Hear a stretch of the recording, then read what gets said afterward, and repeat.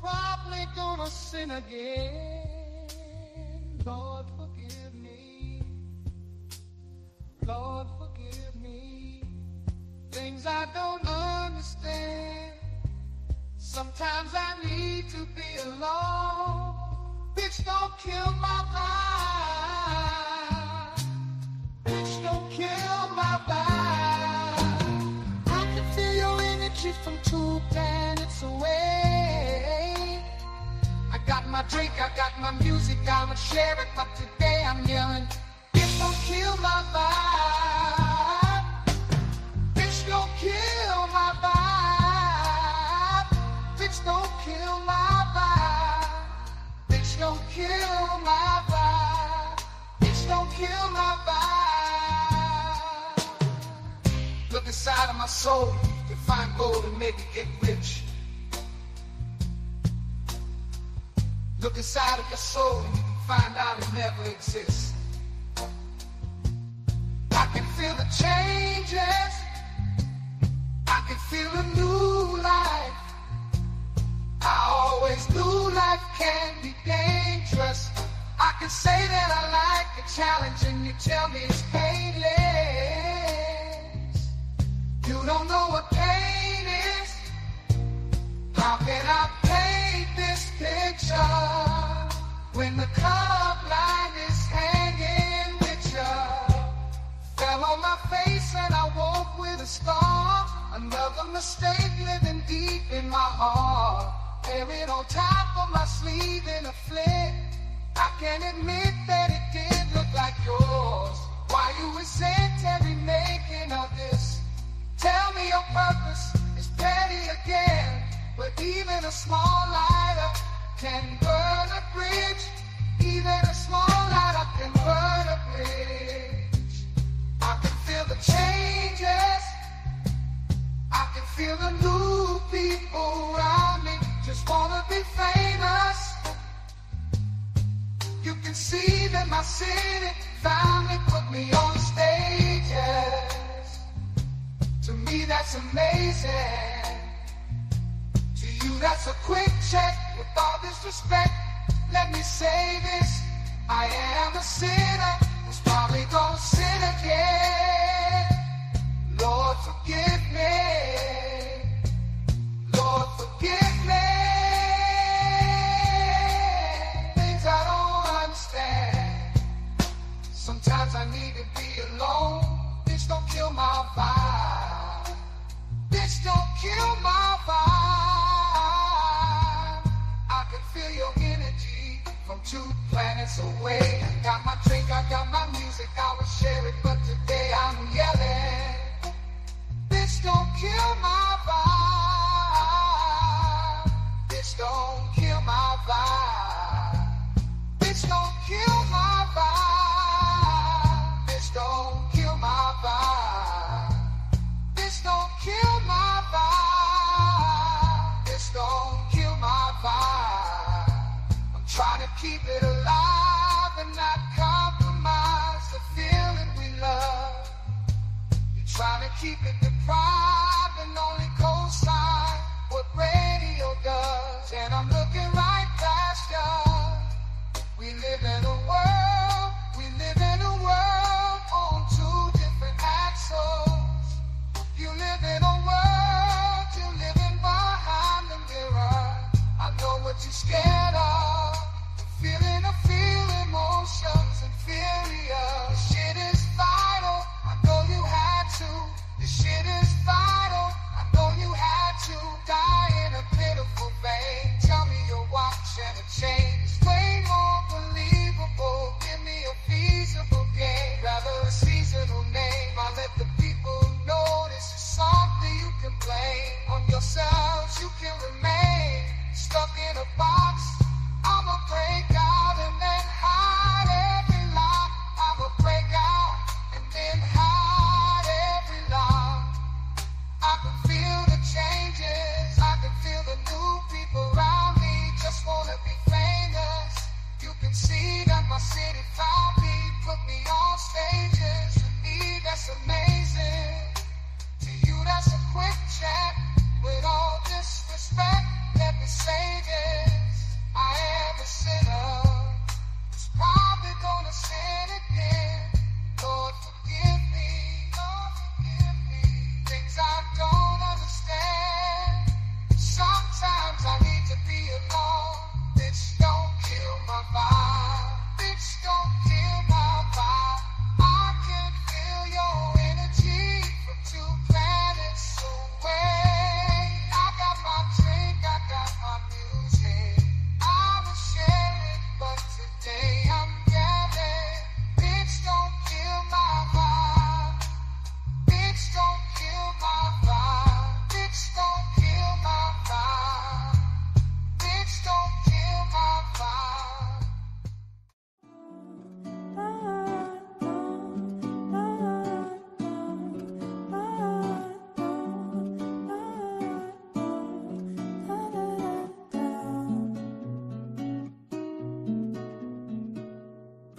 I know we all make mistakes. I know it's hard to change. Why wouldn't you when you knew that you were causing me pain? And maybe I was willing to, but why did you let me give you much too much? Don't know what I expect. Tell me, did you mind too much? I had to lie to be by your side. Mama said blind, but I found myself, found myself, found. I found myself, found myself, found. Eu não tô magoada, nem amargada, porque fica zangada com peixe que não voa, com frio que não amona, com deserto sem água. Não te posso forçar a ser alguém que não é. Não me senti segura dependendo de você. I know it may be hard to hear, it was harder to say. Saí, procurei. I found myself, found myself, found. I found myself, found myself, found, found, found. I don't wanna need, if this is what it means. Never ask you to die for me, just wanted you to try for me. I could never rely on you like you relied on me, like you relied on me. They say brush is meant for shoulders, not for hips. You believed every lie that left your lips high. Rather know the truth than cling to fallacy. Afraid that I will see it's right in front of me. I found myself, found myself, found. I found myself, found myself, found. I lose my life and I will find it. Sometimes I need to be reminded. Lose my life and I will find it. Sometimes I need to be reminded. Lose my life and I will find it.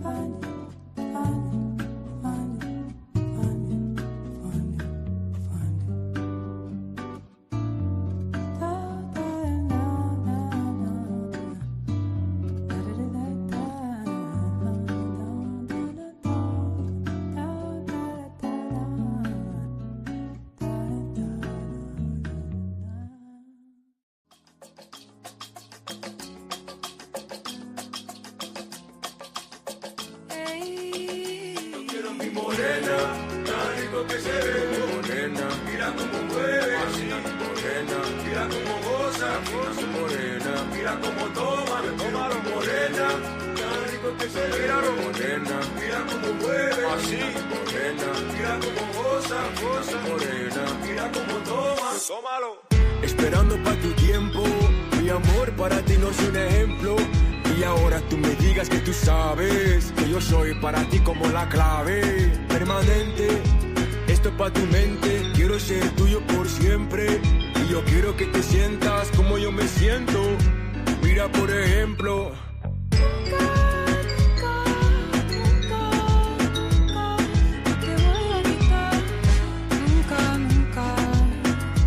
Siempre voy a estar aquí a tu lado. Nunca me voy a cansar. Solamente yo te quiero enseñar qué tan caro es. Mírate qué tan caro es. Yo quiero mi morena, tan rico que se ve, morena. Mira cómo mueve, así, morena. Mira cómo goza, goza, morena. Mira cómo toma, toma, morena. Tan rico que se ve, morena. Mira cómo mueve, así, morena. Mira cómo goza, goza. Ahora tú me dices que tú sabes. Te veo bailando, te veo gozando, te veo andando por la calle, mi morena.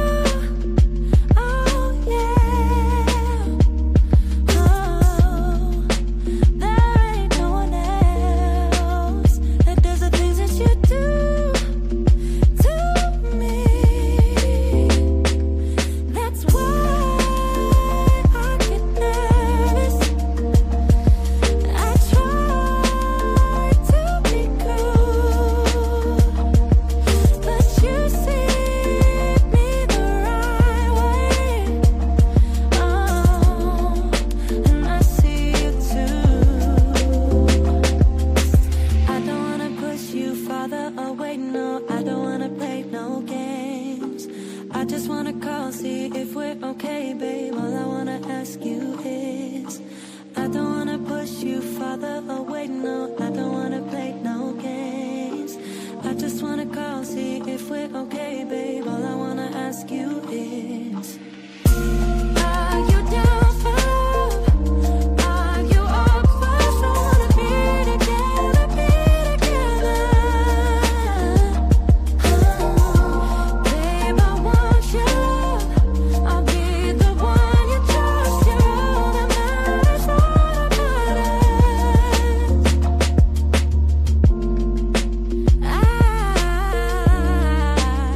I got feelings about you. Oh yeah, butterflies every time I'm with you. Oh yeah.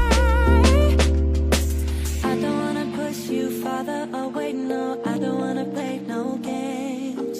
I just wanna call, see if we're okay, babe, all I wanna ask you is, I don't wanna push you farther away, no, I don't wanna play no games.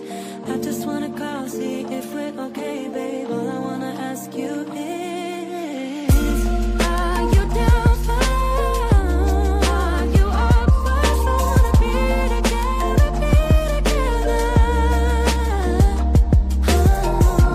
Babe, I want you. I'll be the one you trust. You're all that matters, all that matters. Are you down for love? Are you down? You up for be together? I wanna be together. Babe, I want you.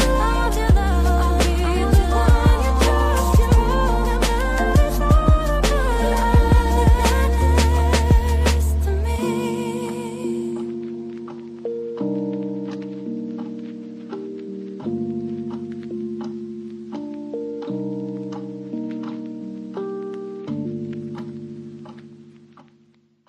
No texting, no writing, nobody telling me what to say. This from the brain, from the heart, from the soul, from the streets.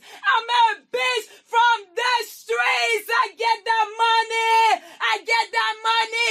Bitch, give me what you got.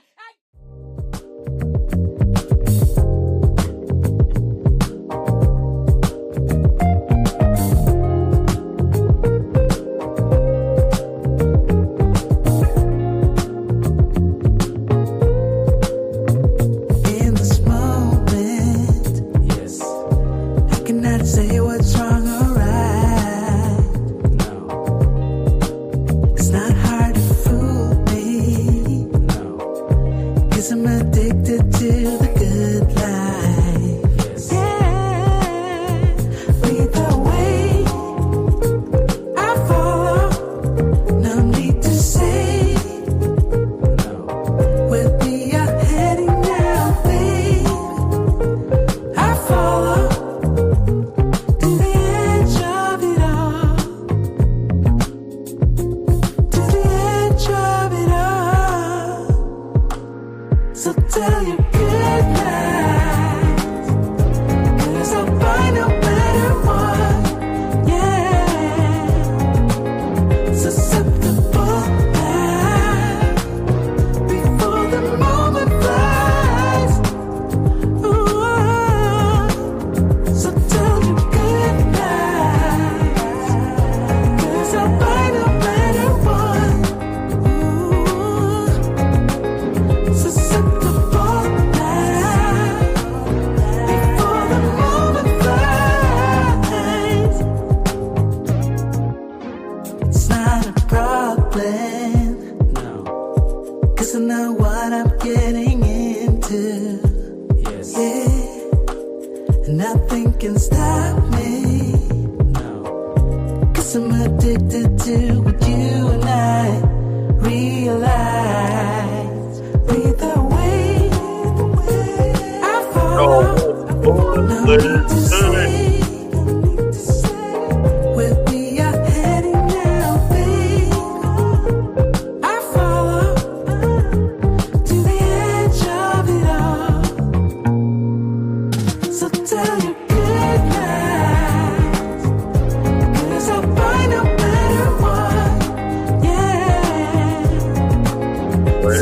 good?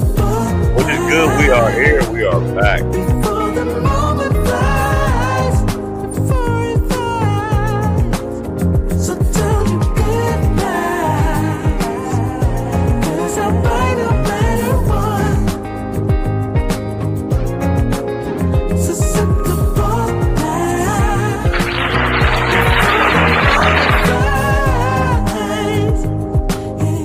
Yo, yo, yo, yo. We are back. We are back. We are back. You want to come home with me tonight? It's been a while. So what is it this time? You just want to be held, or you want the LD? What you think it is? I want the LD, baby. And then I want to be held. That's all right with you? You know me. It's my duty to please that booty. Hey, man. Shout out to everybody out here. Happy Friday to everyone that is tuning in tonight. This is such a special night. The only reason why I'm saying that is this because this is my 3rd year anniversary. Yes, sir. This is my 3rd year that I've been doing this. I've been doing this for 3 years straight. I've had my ups and my downs. I've had my times in between when I had to like take a break from it because of personal situations. But for the most part, I stayed true to the cause. And we are here again at another episode of the Black Bottom Roscast after 3 years. Who'd have thunk it? Who'd have thought it? Who'd have brought the understanding to know that I would stay this long? Man, I appreciate all those that is tuning in tonight. Shout out to all those that's been commenting in the comment section. Shout out to all those that watch us in real time. Shout out to all those that watch us on the replay gang. Shout out to all my newer subscribers that has came about over the last few weeks. Man, I appreciate you. Even if it's one a day, 2 a week, 3, whatever the case as far as the number. If you found it in your heart to tune in to this channel to subscribe, I appreciate you for that.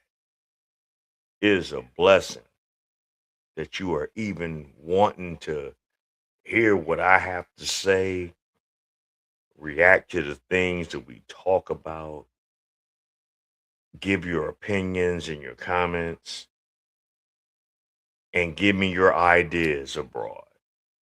I really, really appreciate it. Shout out to all y'all. Shout out to Not a Boy Kisser. I see you was in the house. Shout out to the newer Persian Locks. You can't have me explain how you organize this name structure. So don't get mad at me if I mess up your name. So I'll just call you Locks for short. You know what I'm saying? I'm not even about to mess up that name. But man, it's been a road. It's been an interesting time. I know if all y'all like go back to some of my archives and see my progression from then to now, you'll see some different things and you'll see some changes, and hell, you might even look at the fact like, man, he was sitting up doing lies when he had a bad a teeth situation going on. I mean, I'm gonna just keep it 100. Yeah, I had a situation where I had to get a lot of dental work done at one point, so I had to take some time off. Um, when I was doing my lives, I wasn't looking my best at those times, but that's okay. I didn't delete them. I didn't take them down because regardless of what, I was still trying to bring you intellectual content to make you learn. So I appreciate all those that stayed tight with me. I appreciate all those that has um been loyal. All my A1 day ones, everybody. It's a celebration. We in Shangri-La tonight. We're here in Rick James, bitch. It's time for the percolator. It's time for the percolator. You know what I'm It's time for saying? the percolator. So get your It's time for the slippers, percolator. It's time for the percolator. get your glitter It's time glitter for the thong and percolator. your boy It's time shorts. for the percolator. It's time for the percolator. Gather up in a It's time for circle. the percolator. It's Get time your for the water, your percolator. fruit, It's time for the percolator. your liquor, It's your time for the beer. percolator. Roll It's you a time for the blunt. percolator. Have you a It's time for cocktail. the percolator. Get It's you time some for the juice. percolator. But leave them pills alone. All right. Yeah, we out it. We out it. We are out here. Shout out to everybody that's been really rocking with the Black Bottom Roscast family as long as y'all have. Cause we done been here 3 years. We still got a lot of time to go. Lord willing, but we're gonna make it happen. And like I say, we got a lot to talk about tonight. This is an interesting night. We got an interesting live stream that's going on tonight. But just know that this is a party, and I am your host, and we gonna do what we do. Hold on for a second. I'm trying to look up something.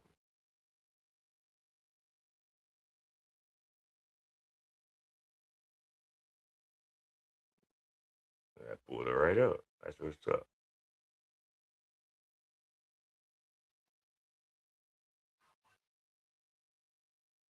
But anyway, how's everybody doing? Where y'all located at? Give me y'all locations. Give me where y'all from. I need to know everything.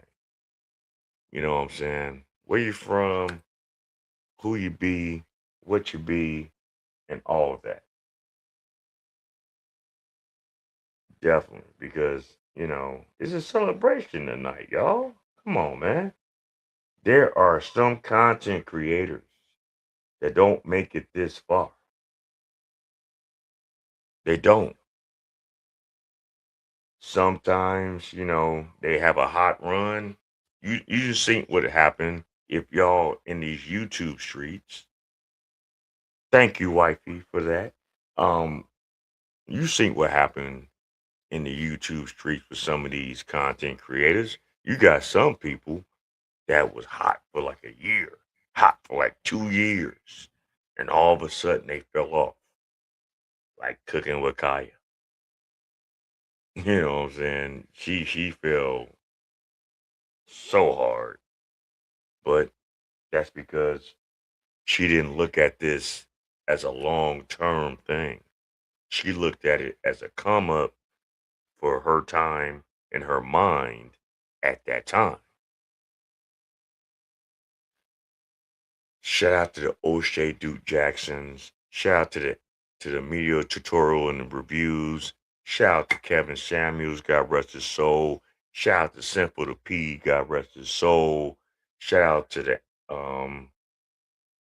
the many other content creators that I have followed over the years that gave me motivation, drive, and desire to keep doing what I'm doing. There has been times when I've been on this platform and all I was talking to on this screen was myself. With no one watching. Or maybe a couple of people was watching.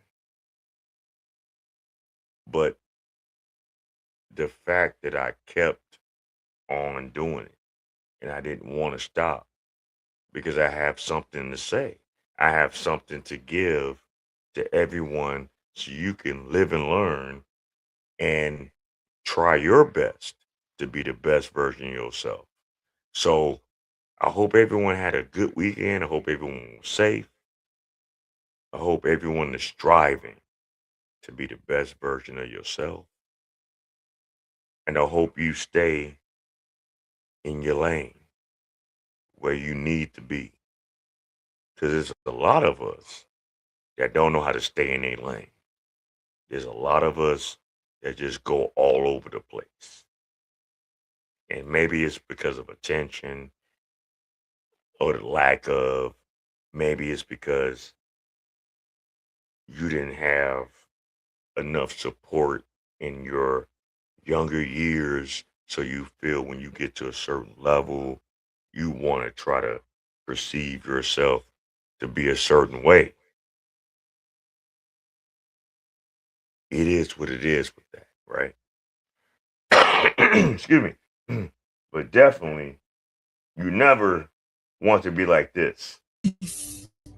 I want problems always. I don't think you heard me. You'll never want to be like this guy. Hold on. I don't want peace. I want problems always. You'll never want to be like that guy. You know, you want to try to do things the right way. You want to try to do things in your best ability of life, but don't cheat yourself. Okay? Don't cheat yourself.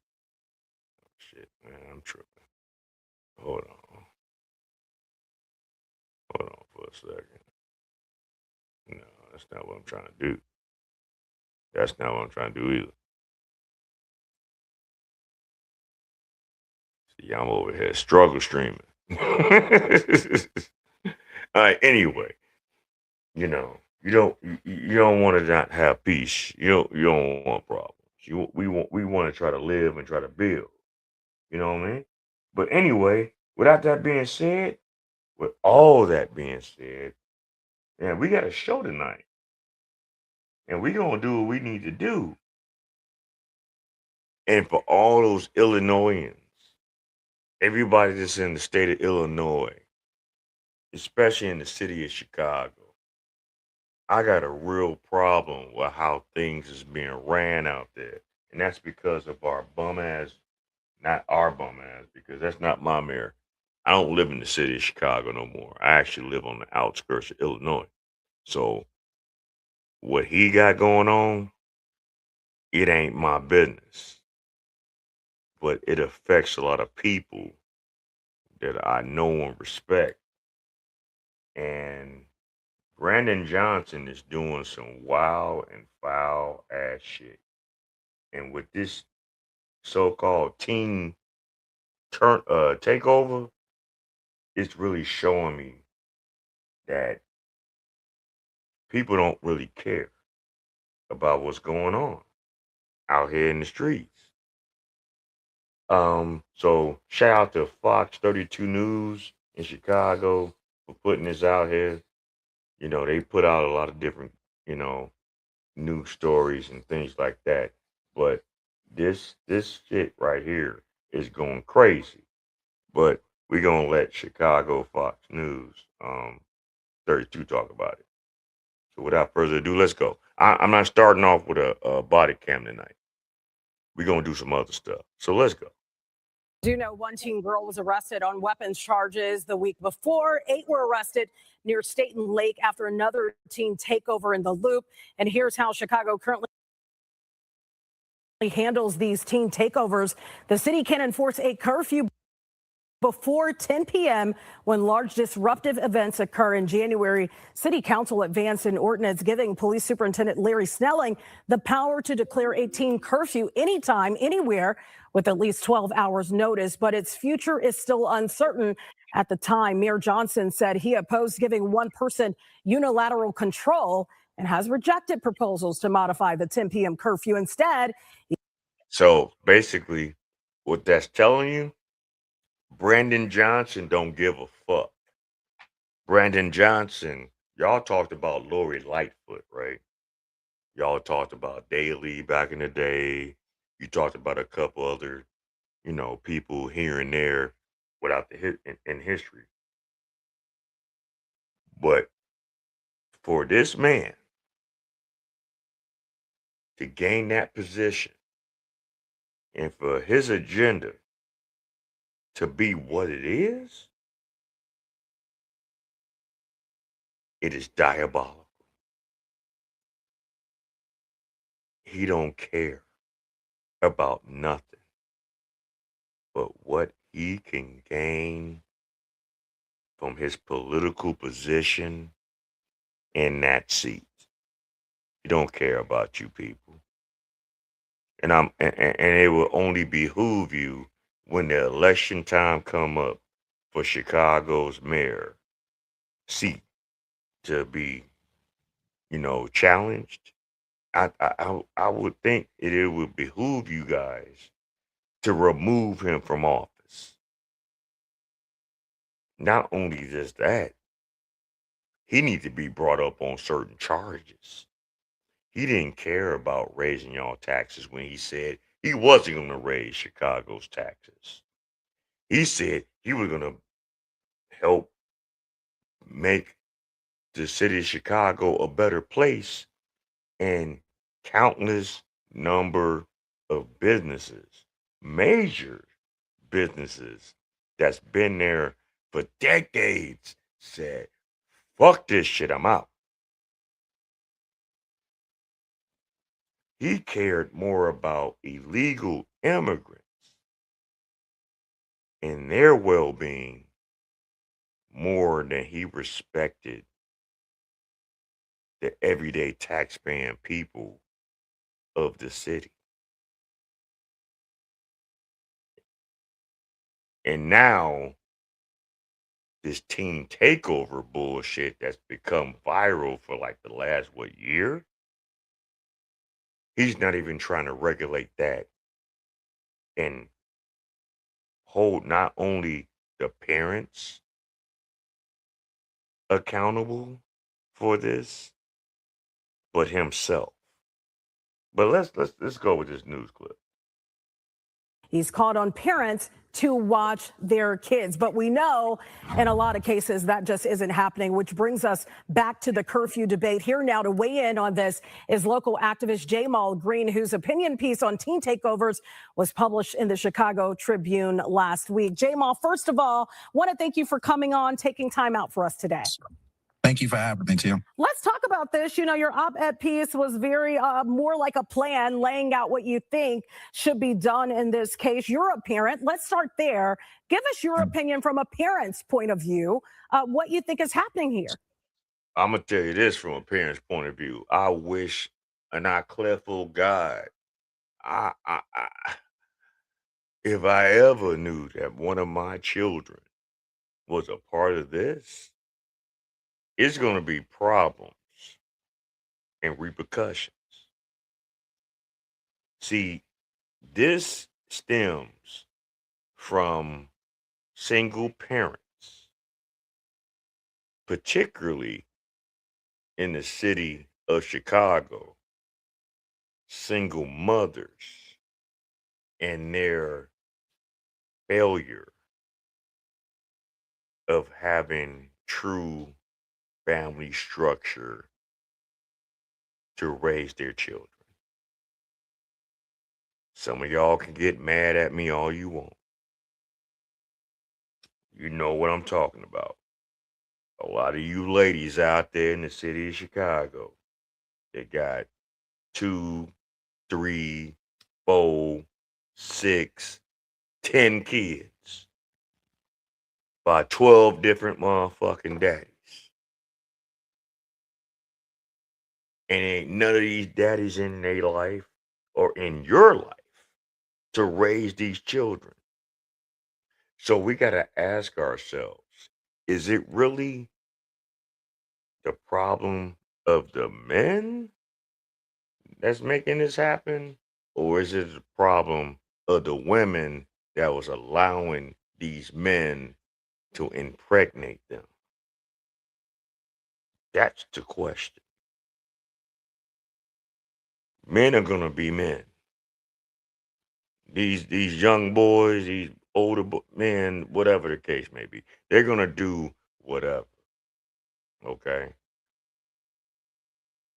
We've said this so many times before. Men give access to marriage and stability. Women give access to sexual encounters. So who's really at fault? Did you have to get down with that man? Did y'all really have a sit down discussion as far as, okay, if we do lay down and something might happen, what is our plans going to be for the future? Did y'all really have those talks? Probably not, because you weren't taught to move like that. You was probably taught to get whatever you can get from out that man. You was probably taught don't deal with these men and get a wet ass and don't get anything out of it. You was probably taught to, get whatever you can, use what you got to get what you want, face ass. You was probably taught that. And this is where we at. And this is not something that happened for the last couple years. This is not something that's happened in the last 5 years. This ain't even something that's happened in the last 10 years. This is a mindset in our community that's been going on for well over 60 years. It was designed to destroy the black family and the black community. It was designed.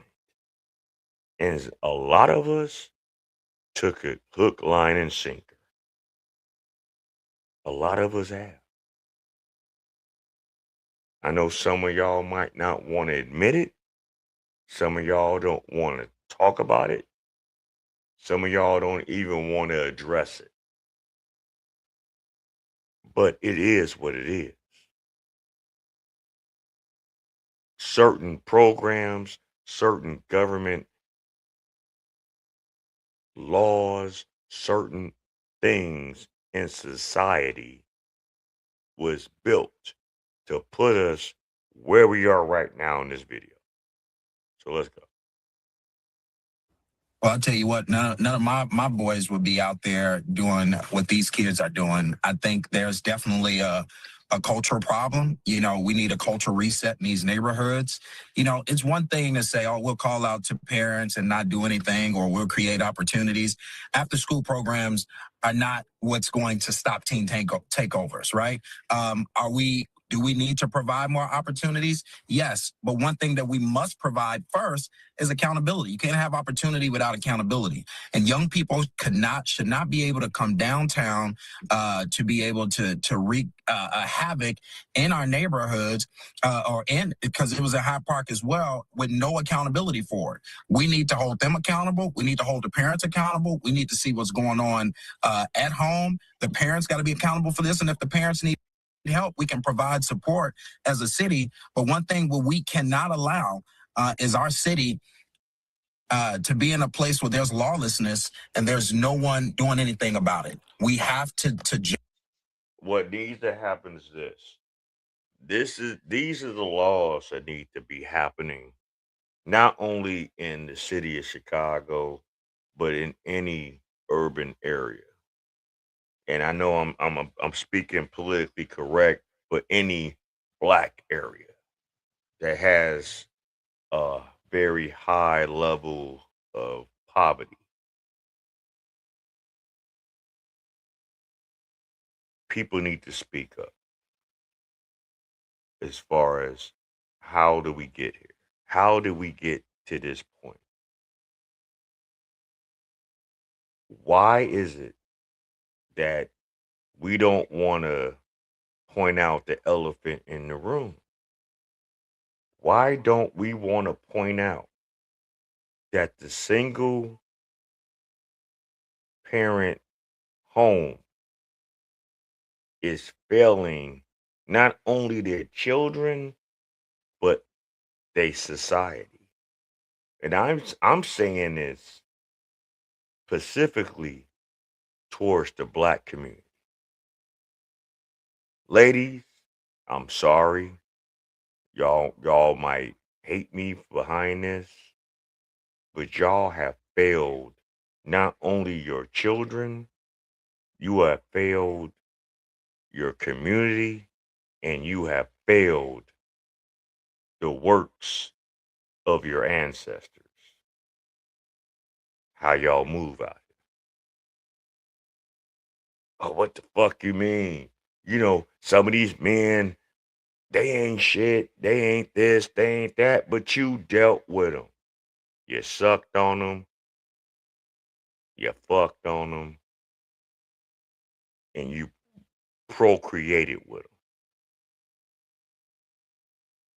So really, who's the fool in the community? You didn't have to do that. You ain't have to do. But I understand the liberation of women, the feminist movement of women, the I can do what I want to do mindset of women. And look where it's gotten you. Look where it's gotten our society and our communities. It's gotten us nowhere. With this teen takeover shit, oh yeah, the parents need to be held accountable. The parents need to either get hit with fines or jail time. I know another thing that should happen. For all those ladies that's living off the government, that's living off public housing, that's living off of child support. If your children be out here doing all that shit, y'all need y'all benefits taken from you, or at least suspended to a certain time. There is a condition that has gone on in our community that can be corrected, but you're going to want to have to correct it. For all you ladies out here that's always saying, well, these men wasn't this, they were that, then why did you lay down with them and have children with them? And why are you so mad that they left you alone? Maybe it's because of you. It's not issues, it's you. And I'm not saying it's all on women. There's some men out here that just ain't worth nothing. But y'all chose those men. So who's the real blame? Like I said, men give access to marriage and relationships. Women give access to their womb and children. So who's really at fault?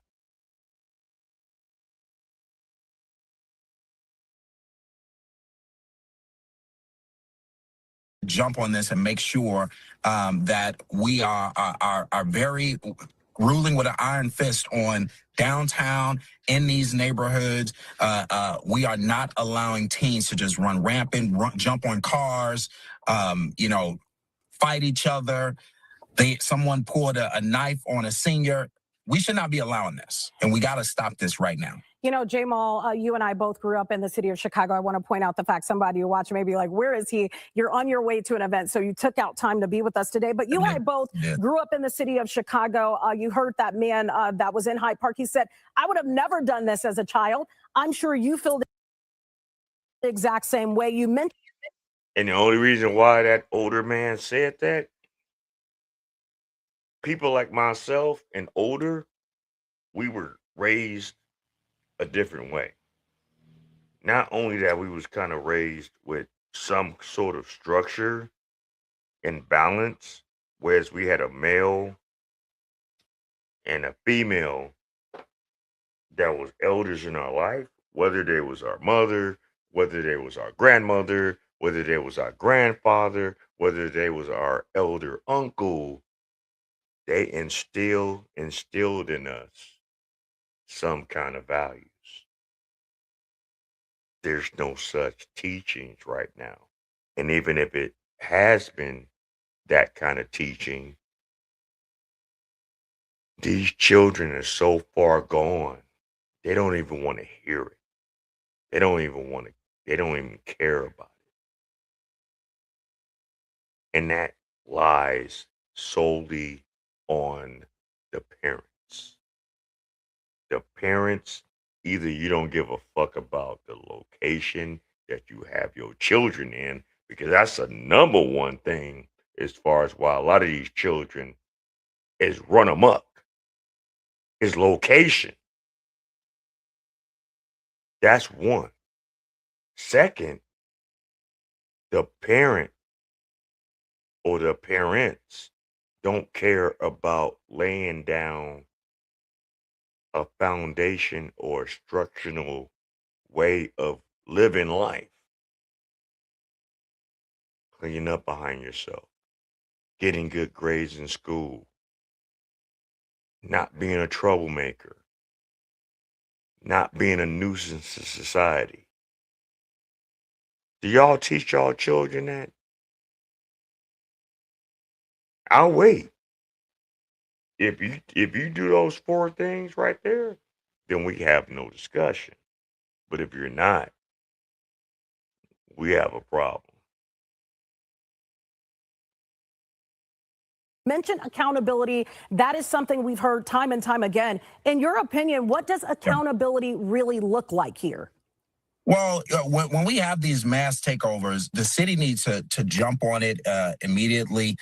We may need to have mass arrests. We may need to have fines for parents of those who continue to exemplify this behavior over and over again. But most importantly, the city got to be prepared for this. We should be monitoring what's going on social media when they're preparing these events and prevent them from happening. We need people on the CTA trains to be able to monitor when young people are gathering there before they get to where they're going. But the fucked up thing about it, y'all, it ain't gonna happen no time soon. It's not gonna happen no time soon.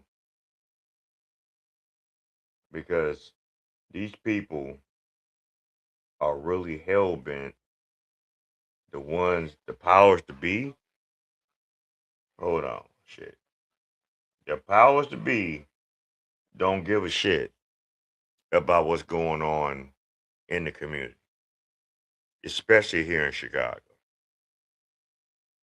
They want to make this fucking whole, mask of a thing and gloss over the real problem. The real problem is this.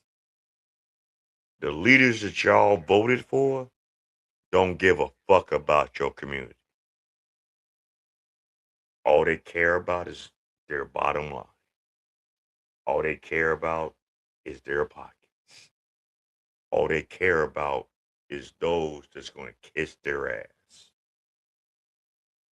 That is the problem in our society.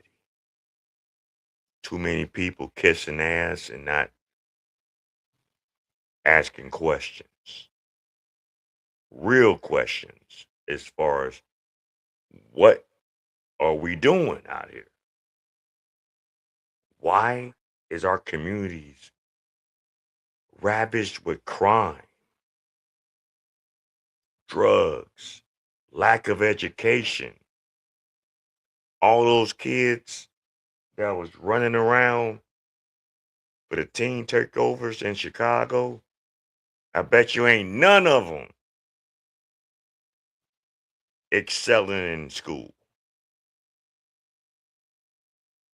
I bet you none of them are even legitimately educationally sound. Look up the numbers. The numbers in Chicago for the students in public schools is at the bottom of the bottom. All of them is bred for the penitentiary. So I don't give a rat's ass about what the fuck y'all talking about. Cause y'all fraudulent. You politicians out there, the governor, all of y'all. Hell, y'all about to lose the Bears.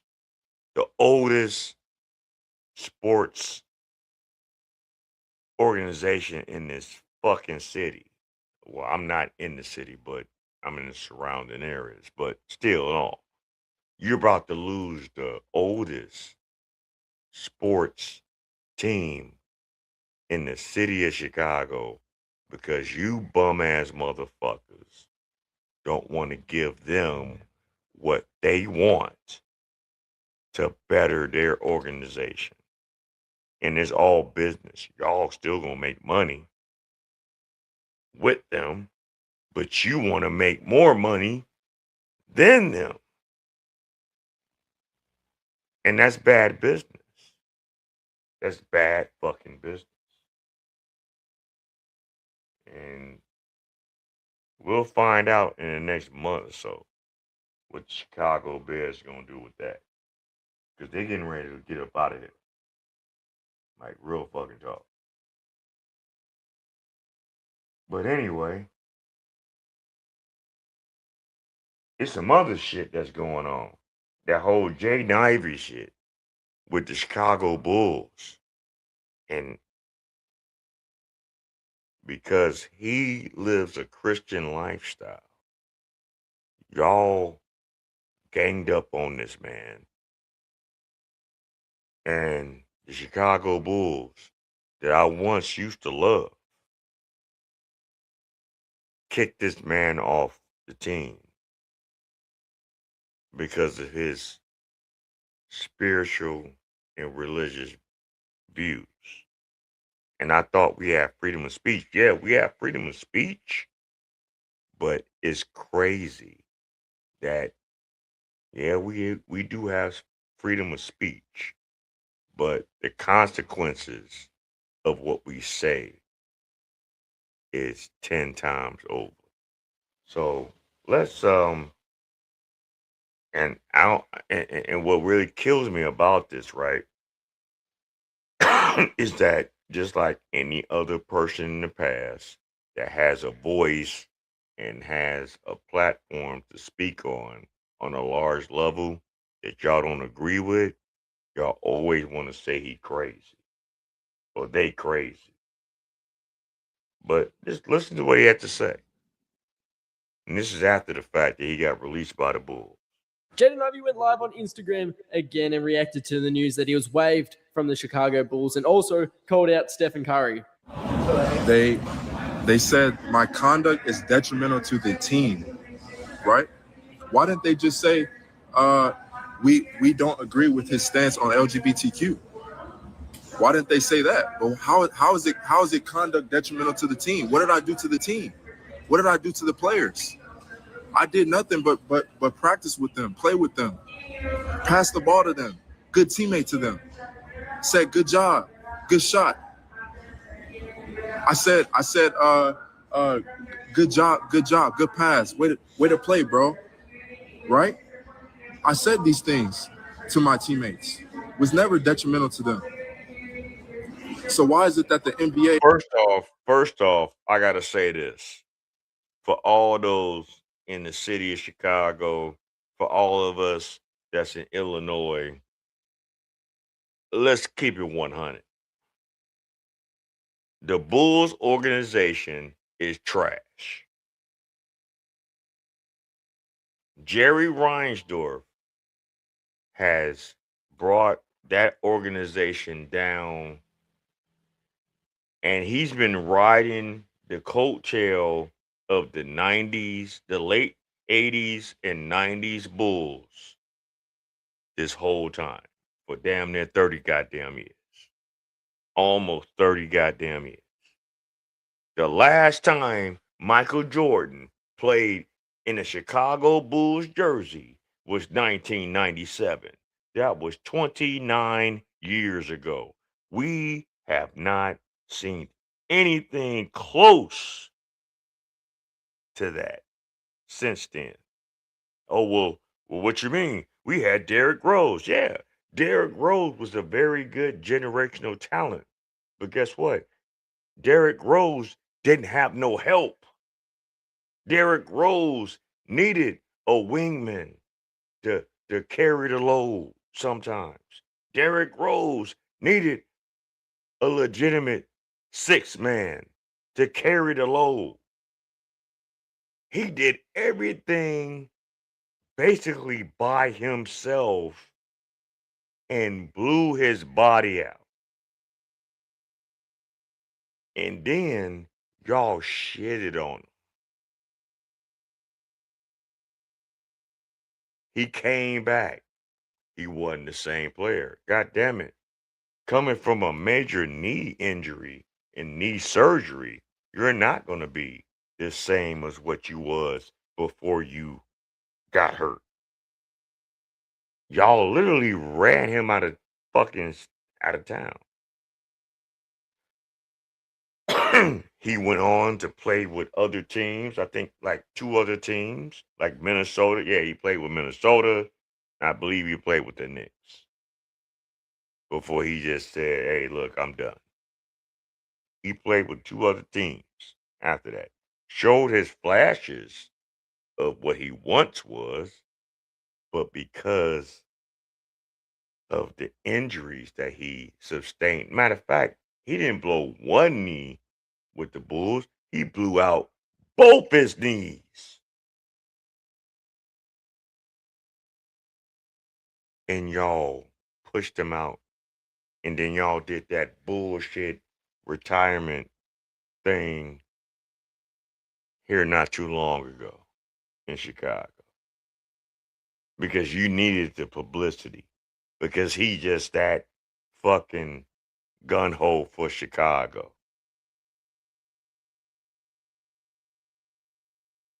If I was him, I would have did you like Jordan. Fuck y'all. Jordan don't fuck with the Bulls no more. At all. He gave you the years that he gave you, and y'all showed him who the fuck y'all really was. And after that, he didn't fuck with you ever again. Now, he's a legend in the league, so he can do whatever he's doing in the league. But when it comes to Chicago bullshit, nah, he ain't fucking with y'all. You'll never see him. You'll never see him again. That's y'all's fault. Because y'all don't appreciate shit. You use motherfuckers until you can't use them no more. And then you discard them like toilet paper wiped on off your ass after you took a shit. That's how y'all do.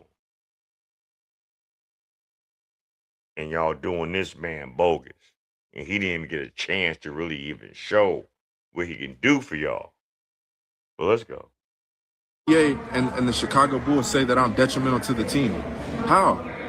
Because I believe in the truth. Because I know Jesus is the way, the truth, and the life. How? How is my conduct detrimental to the team? Because of what I believe.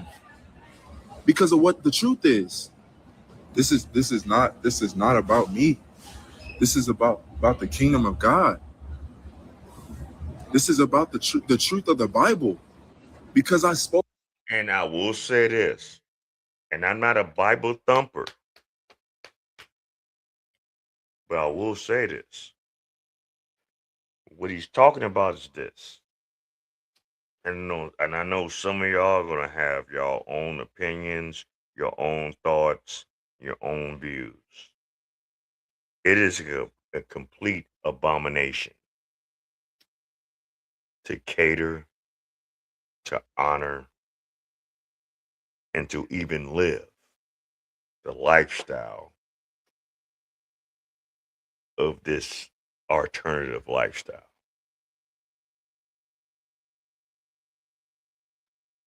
You are going against the will of nature.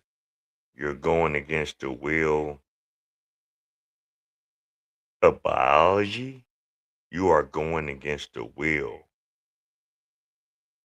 of scripture. If you are calling yourself a true Christian, then you need to look at upon all of your sins and change them for the betterment of yourself and everything around you. If you are so hell-bent to get upset with individuals that don't believe in your view, then you are the answer to the problem. You know, there was one point that that whole alternative lifestyle was considered a mental disorder. But then when we look upon all these different clips and videos and shorts of people that move like that and how they talk and how they're expressing themselves, you should kind of understand that.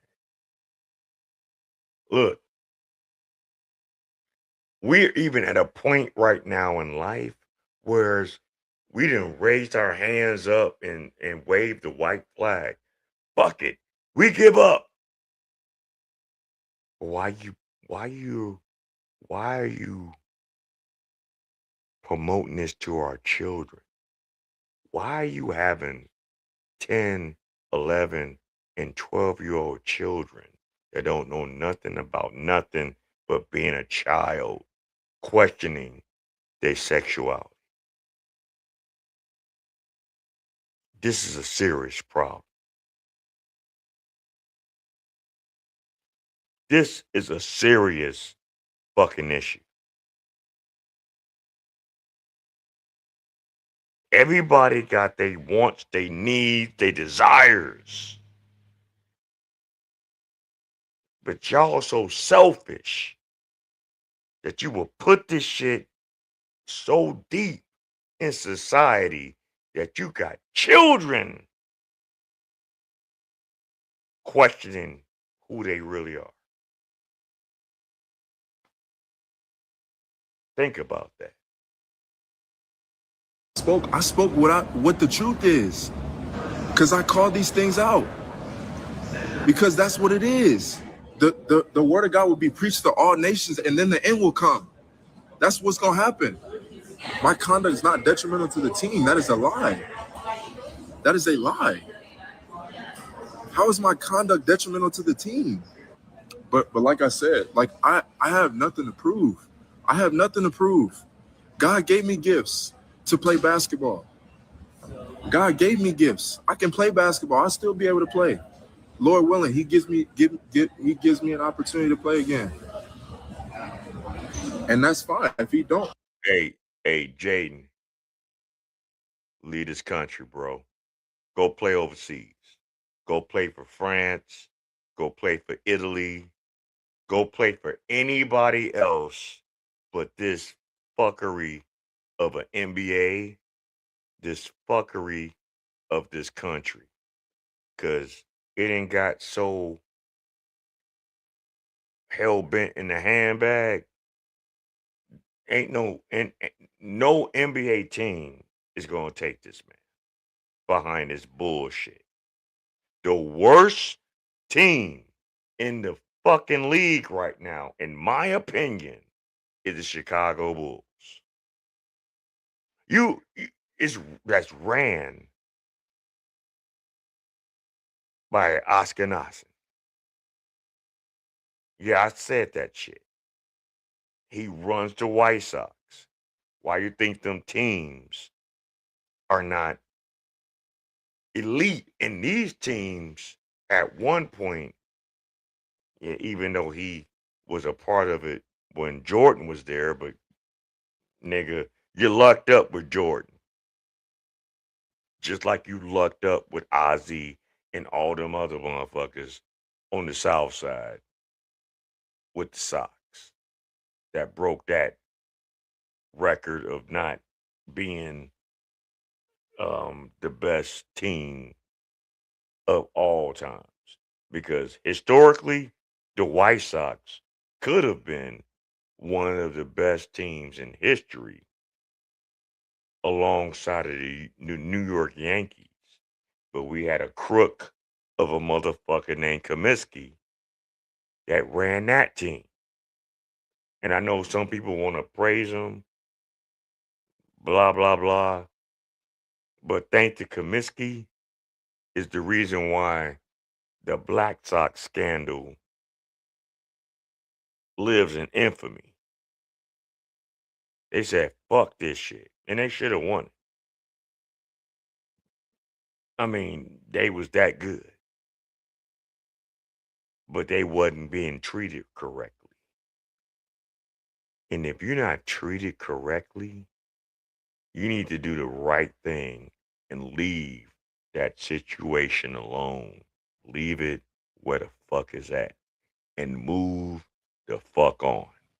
Whether it's educational institutions, whether it's employment, whether it's relationships, if it ain't fucking working for you, leave it alone. Jaden, go overseas. You'll probably make more money. I'm trying to tell you. I done seen some ex-NBA players lead this bullshit here that ain't got so zesty and went overseas and did what they needed to do. No, that's fine. I'm gonna glorify him. But what I've done, like I have nothing to prove. The NBA was what it was. But you see, before I came to the Lord Jesus Christ, the NBA was everything to me. I didn't know God. I didn't know Jesus when I came to the NBA. I was a fornicator. I was a pornography addict. And I used to get drunk. That's all I knew. Listen to what he just said.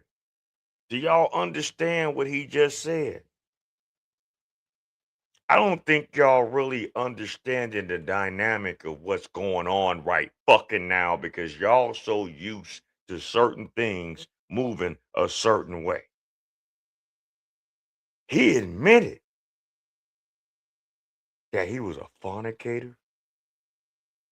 He admitted that he did bad things and looked at this as everything as far as what he was a part of. But the moment he caught the glory of a higher power and saw the righteousness of what he can do is when he became persecuted.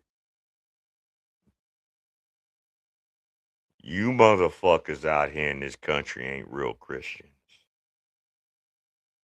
Y'all talk y'all bullshit. Y'all talk a real good talk. Y'all, where's Ben Crump for him? Where's Black Lives Matter at right now? Ain't nobody speaking up for this brother. This country ain't shit. Don't come to me with religion if you're not 100 with life. You a fraud. This is why for so long I didn't take any of you churches serious. This is why for so long I didn't take any of you so-called Bible thumpers serious.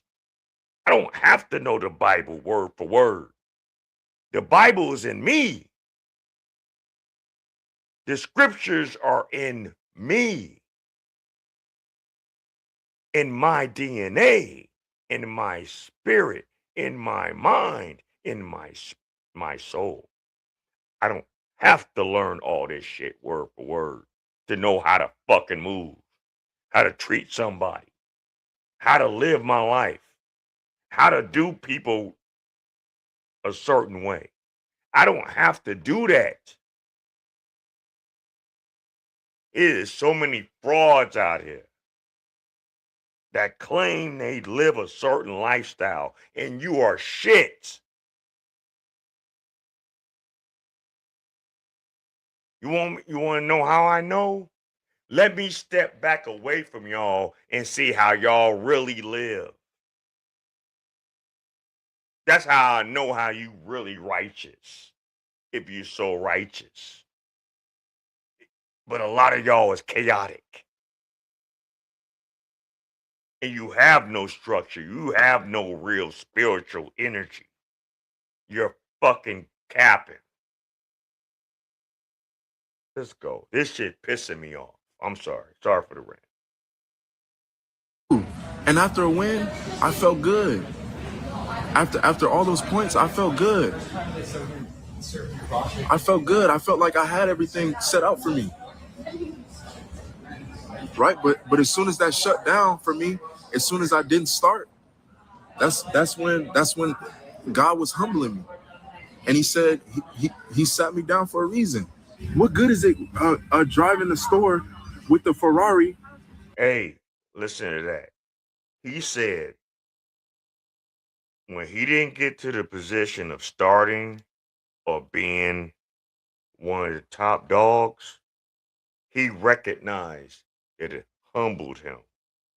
How many times in life, in the working class, in school, in relationships, that you have to get humbled? There is a method to this madness. Sometimes you need to get humbled to realize what it is that you really need to do out here. Stop trying to deflect and overtalk when someone is trying to give you correction. From the highest of heights and from the lowest of lows and everything in the middle, there's always going to be someone that's going to be like, hey, you might need to change how you moving right now. So take heed, especially if it's going to help you. Even though we have some people that try to manipulate situations and tell you, oh no, you need to move like how I'm telling you to move. No. Move in the way that you need to move. That's what you should tell somebody. Don't ever tell someone you should move how I'm telling you to move, because that's putting other energies in them. You're not being real. You're not being truthful. You need to get shit together, man. You need to get shit together, girl. You need to get shit together. For you. So I'm going to give you some advice. I'm going to give you some credence. I'm going to give you some merit. But it's up to you to how you make it happen.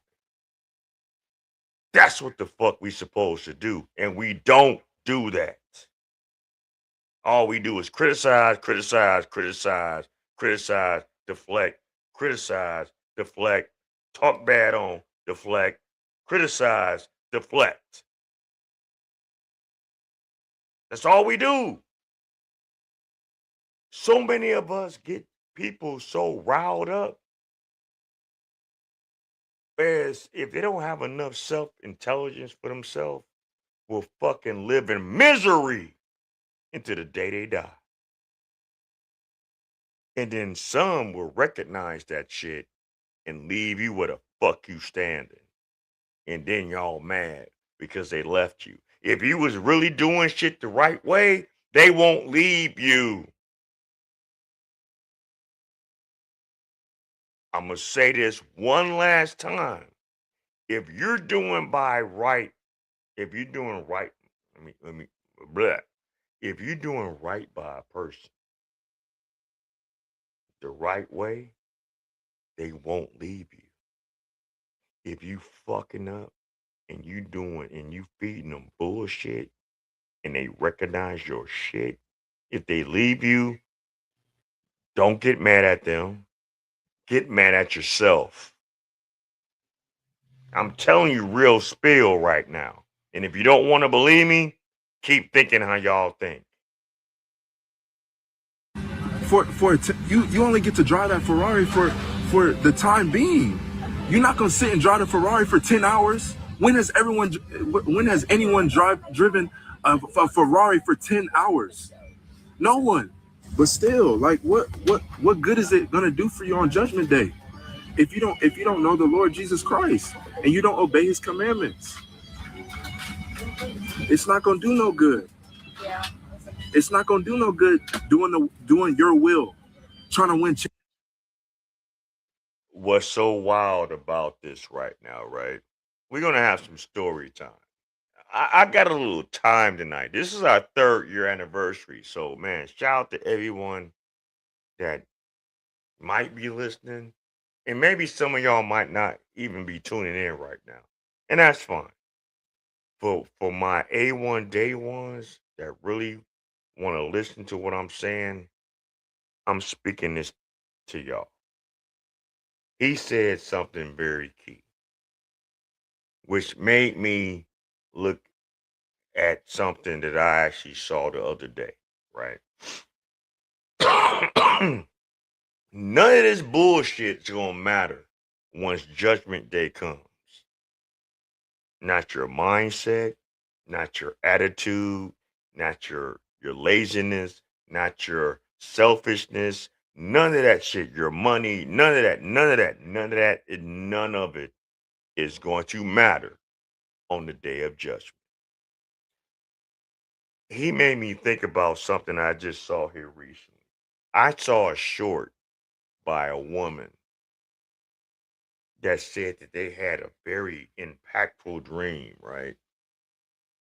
And it had something to do with Jesus, and it had something to do with her being alongside Jesus and him taking her to hell.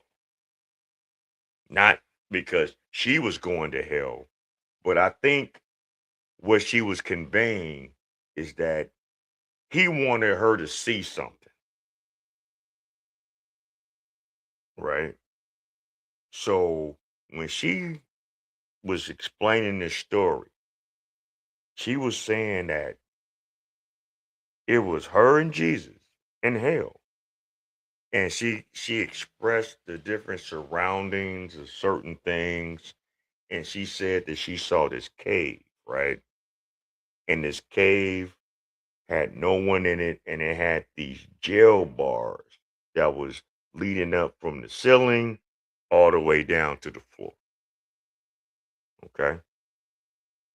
And in this vision that she saw, what she said was a dream, she said that she happened to look at certain outskirts of the environment, and it was demons that wasn't showing themselves, but she knew they were demons because she saw the whites of their eyes, but they wasn't being visible in her mind, in her view.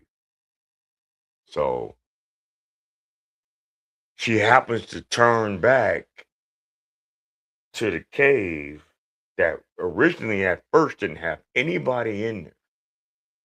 But when she looked back at this cave, she saw Biggie Smalls you know, the brother that died back in the day from gunplay, you know,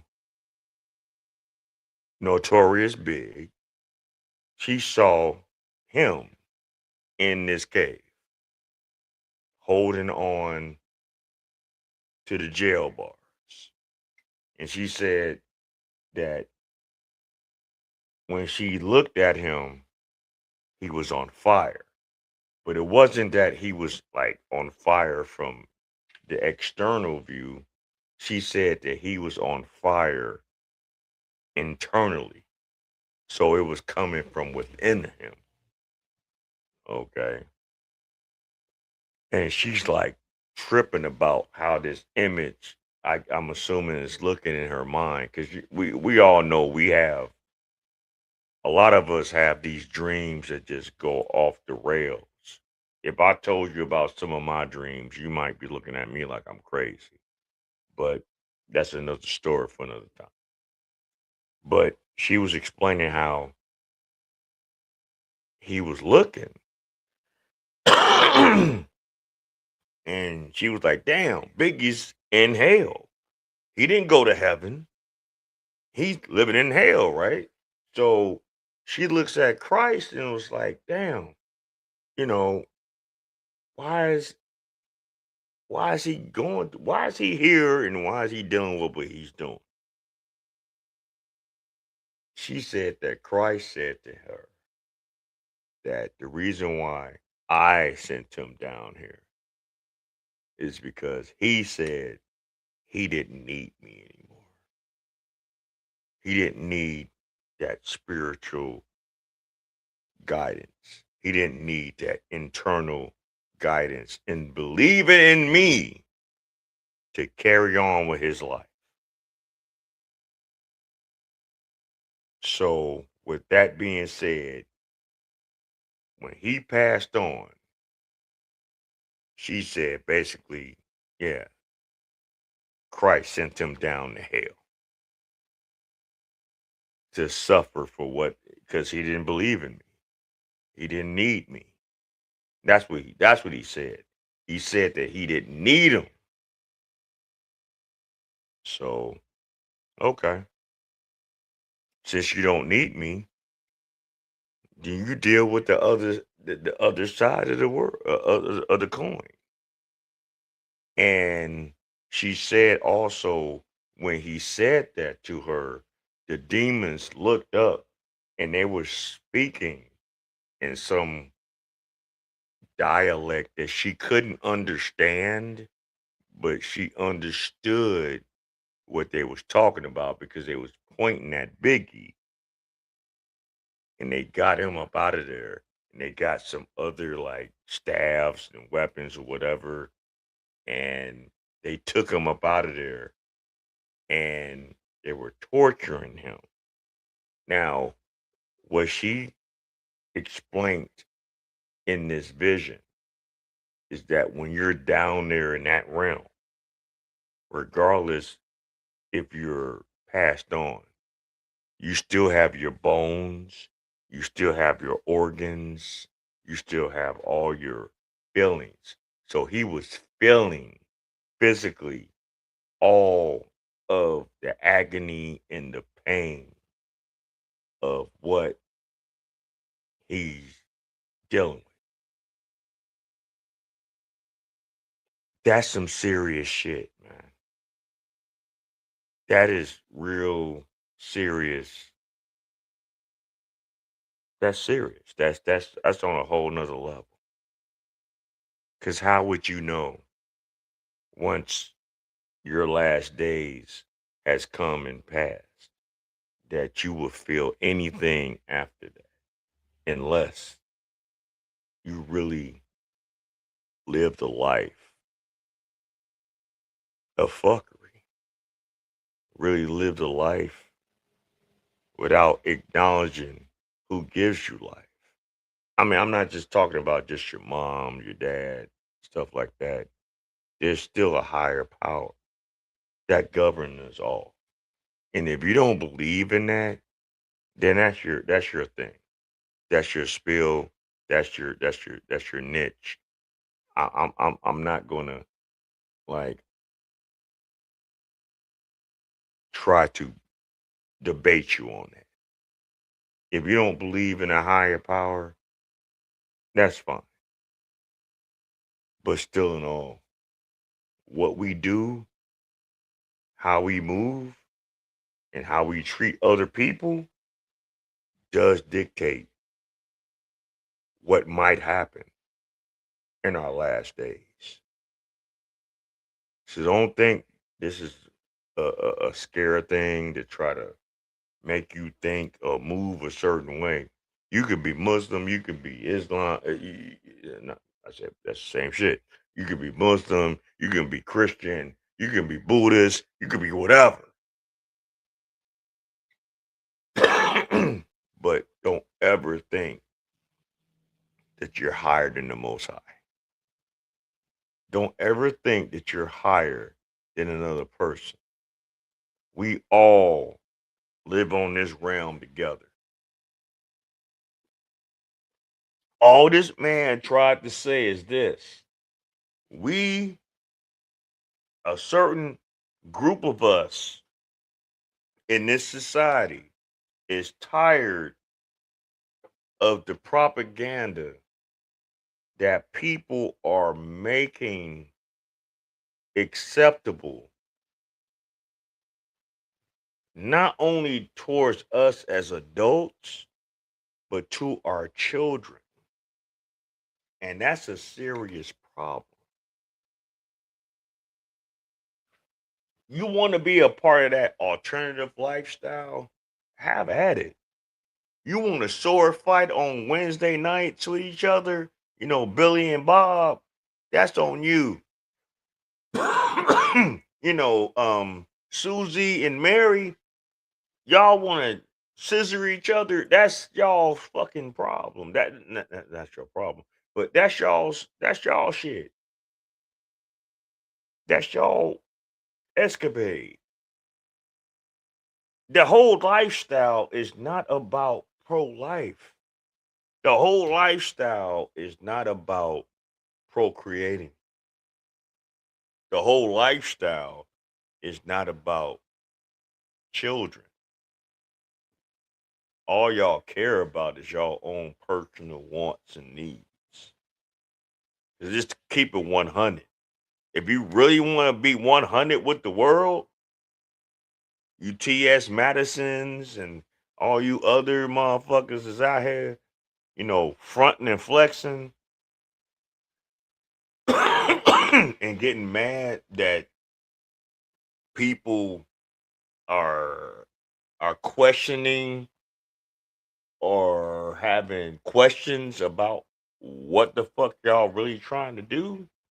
You know, the EJ fucking Johnsons and all that other bullshit. This motherfucker 6'7", 6'8", looking like a whole fucking strange looking man, talking about he don't like gay men. He rather have straight men. And you a whole man yourself. You see how crazy that shit sounds? This is crazy, man. But y'all persecute this motherfucker. I ain't gonna call him motherfucker. I'm sorry. Sorry, Jaden. I don't know you. I just know some parts of you when you was with Detroit and you came over here. But yeah, this really shows me that the Chicago Bulls is a trash ass organization. But anyway, I'm gonna let him finish off. Championships, and you're not doing the will of God. That's where many stumble. That's where many don't know the real Jesus. That's why you got Steph Curry, and he not even surrendered. And y'all believe he's a Christian. Y'all believe he's a Christian because he wrote Philippians 4:13. Y'all think he's a Christian. But he cursing just like the world. We are now almost ready to go, so please take your seats, fasten your seatbelt. Friendship with the world is enmity with God. He's friendship with the world. He don't know Jesus. And I pray he comes to the truth.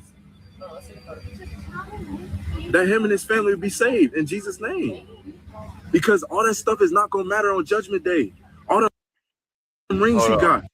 How can Steph Curry be saved when for a few years his own wife was shitting on him and mad because she wasn't getting the attention of men because she was the wife of him. But for the most part, I don't know what he really did behind the scenes, but she saw all these women Google gaga over this man. And she got mad because she didn't get that same attention. Now she want to double back and say, "Oh, I was wrong for all that." No, bitch, no, you wasn't. What you need to do is save face before he retired and leave your punk ass alone, because he got more than enough money to retire and live the rest of his life and take care of his children. You, my friend, if I leave you the fuck alone, you're gonna get so much money, and after that, I'm done with you. And after that, no one's gonna want to fuck with you, because the only reason why people knew you because you was with me, bitch. Yeah, I said that shit. Sometimes some women need to understand the only reason why some of you ladies are relevant is because of the men that you're with, not the other way around. Look at history. Look at history. You think everyone was jocking Betty Shabazz? No. They was on Malcolm X. You think anybody paid attention to Coretta Scott King? Like on a main scale? No. Martin Luther King. Any other woman of a man of substance and power, you was in the shadows.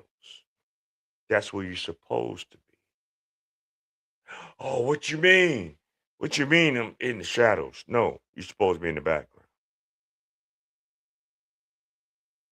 These so-called women preachers and all this other bullshit that I see out here in the streets in the world. No. I'm sorry. I'll listen, but I'm only going to listen so much. You teach children. You don't teach adults. You have discussions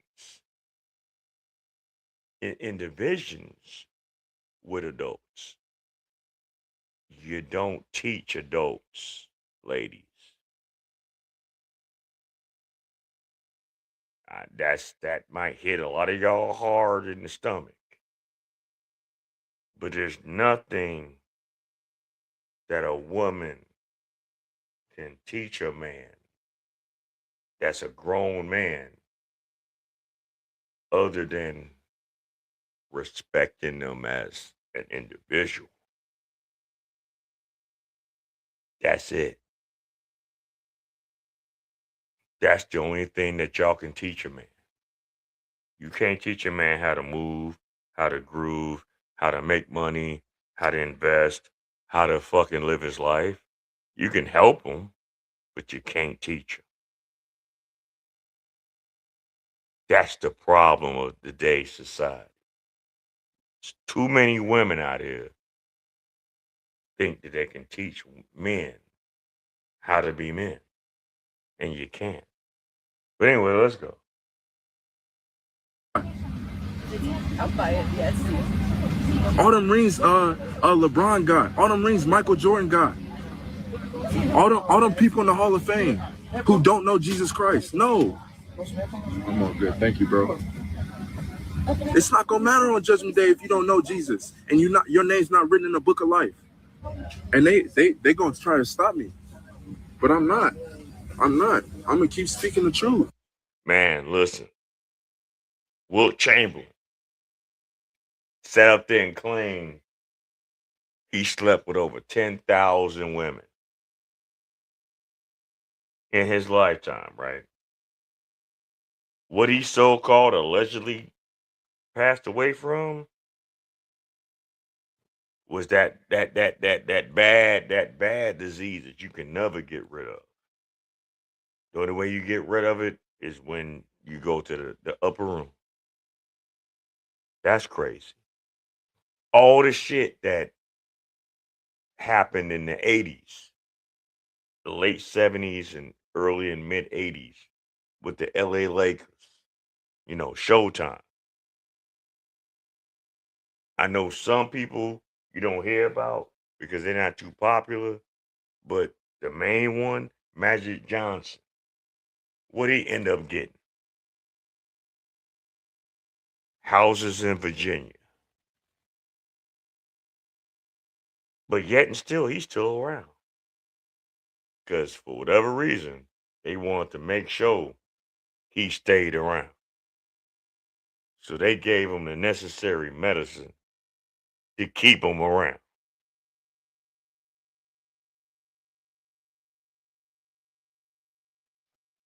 It's shit crazy, man. The shit that went on with the Chicago Bulls, they was considered like a basketball rock star band. Everywhere they went, from state to state, from city to city. The things that they used to do, y'all do remember. After Jordan retired, all these so-called accusations started coming out about his escapades when he was fucking playing. But because Jordan was Jordan, they quieted that noise. Let him been talking like how this man talking. They would destroy Jordan. The truth hurts.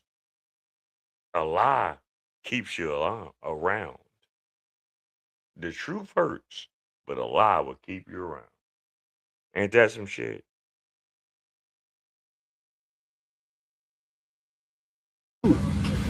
That's why everybody around me turning their back on me, right? Because of my faith in him, in the Son of God.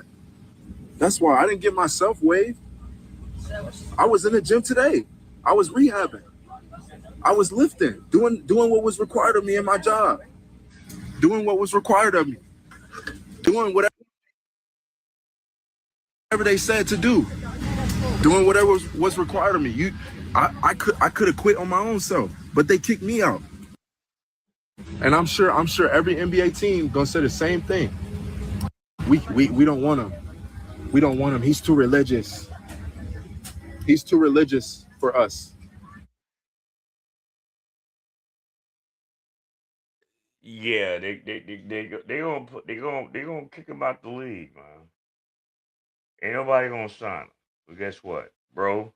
Go overseas and keep doing your thing. Stay on your conviction, stay on your beliefs, and keep it going. And anybody that is against what he said, I already know how y'all move. Real talk. Now I don't even know this man from a can of paint. I didn't follow him. I don't follow the NBA like that no more in this modern time. I really don't. I mean, I see shit with the Bulls, but they so trash. I just hear about all the bad things about it. You know what I'm saying? So it is what it is with that. But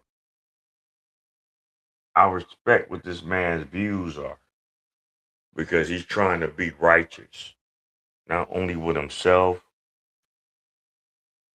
but in his life. But guess what? His wife left him. And guess what his wife was? A white girl. It was a Becky. You know what I'm saying? But she was probably only with him for the money. She wasn't with him for him as an individual. That's what a lot of you brothers need to start understanding. That's in these high positions. And all of a sudden these Beckys come your way. They're not coming your way because they really respect you as a person or respect you as having good morals and none of that shit. They want to keep the money amongst themselves. So they're going to do whatever they need to do. Because the first woman of pleasure that set foot on this goddamn country was a Caucasian. You don't believe me? Look up the history. And when you go against the grain, they either leave you or they try to destroy you. It's one or the other. Anyway, let's keep it going. We had our 3rd year anniversary, man. We got a lot to talk about tonight. This is another thing. This my man AC Reacts. This one here says she'd rather be a homeless shrug. In other words, you got black women out here because they worship white men so much. They rather be homeless with them than be in a positive and productive relationship with black brothers. And this shit sounds crazy, but let's go. People think I'm married him for green card. I mean, married to a white man. Of course, people think I'm married him for green card. I mean, which is wrong. I'm married to a white man. Of course, people think I'm rich. I'm married to a white man. Of course, people always ask if I could connect them to a white man or does he have a brother? If you've been to day 1 or day 2, you know I've talked about this for the longest. The Brad worship that goes on, and nobody really talks about it on the level or the scale that it should be talked about. And I've been telling you brothers for the longest, hey, listen, they look at you as a given. They look at black men as a given. They can get you anytime they want. They can get you whenever they feel like it. So what's the rush in trying to get with you? Why not go out there and get something that's hard to get? And then if that doesn't work out, they could do the what? The reach back. The reach back. I've been telling y'all for years, Brad can be homeless, smell like feet and pee, and they will pick him up, they will clean him up, and provide for him. You got to be the best. You have to be the best of the best. Now look at this caption. I'm going to read this caption to y'all. The caption said, their standards are higher for us. They will date a Brad who is literally homeless and strung out. This is somebody who she's responding to. Listen to what she said. Listen to the first few words she said about this caption. You know what? Just so I can bring a little bit of balance here in their defense, it may be because. First of all, there you go, right there. That's why I tell you to pay attention. She said, in their defense, talking about the women, the Keishas that date Brads that are homeless and strung out. Why would you be talking about in their defense and then follow it up with maybe because? There shouldn't be a maybe there. She literally said maybe because. It's because most of the women in our community don't respect us. And then you have to ask the question, why don't women in the black community respect black men? they say, oh, because black men move this way, black men move that way, black men act this way, black men have no respect, right?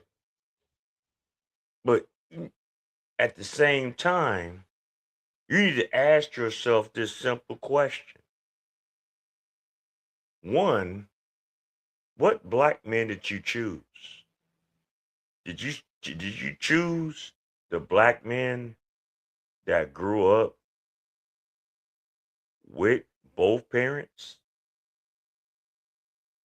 that was productive in that child's life, that didn't do what everybody else was doing, that wasn't trying to be like the Joneses, that wasn't trying to be a thug, that wasn't trying to be a murderer, wasn't trying to be a gangbanger?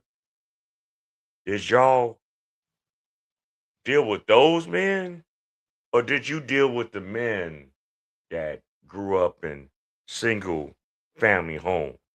And we know at least 80% of those children that grew up in single family homes was dealt and raised by women. And then not only they was raised by women, you need to look at what those women was doing that raised these children. There's a whole dichotomy behind this that y'all not understanding because you're so used to the culture of the day instead of understanding the psychology that's happening. A lot of them men was raised by people that couldn't raise them to be men. Okay? So with that being said, you need to be mindful who you have your daughters around, whether it's in or outside the family.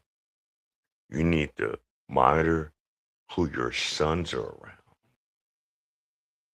inside or outside the family. And if they don't have stable male role models in their life, they're not going to know how to move.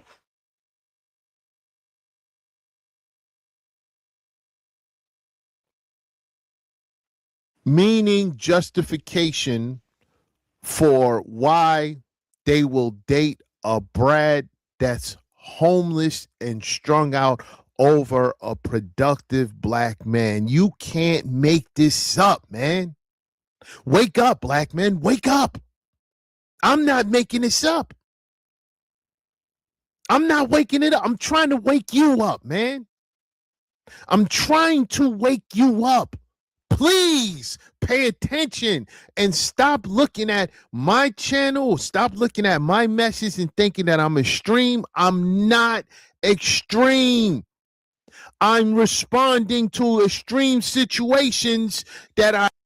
He is nowhere as extreme as I am, because I will say some things on this channel, on my channel, that will hurt your soul. Look at my catalog. Even in my struggle streams, I will hurt your soul with how I feel about certain views, issues, and things like that. I will. And I know some of y'all don't want to, like, you know, be a part of that. I'm not here to pander to anybody. I'm not here to cater to anyone's emotions.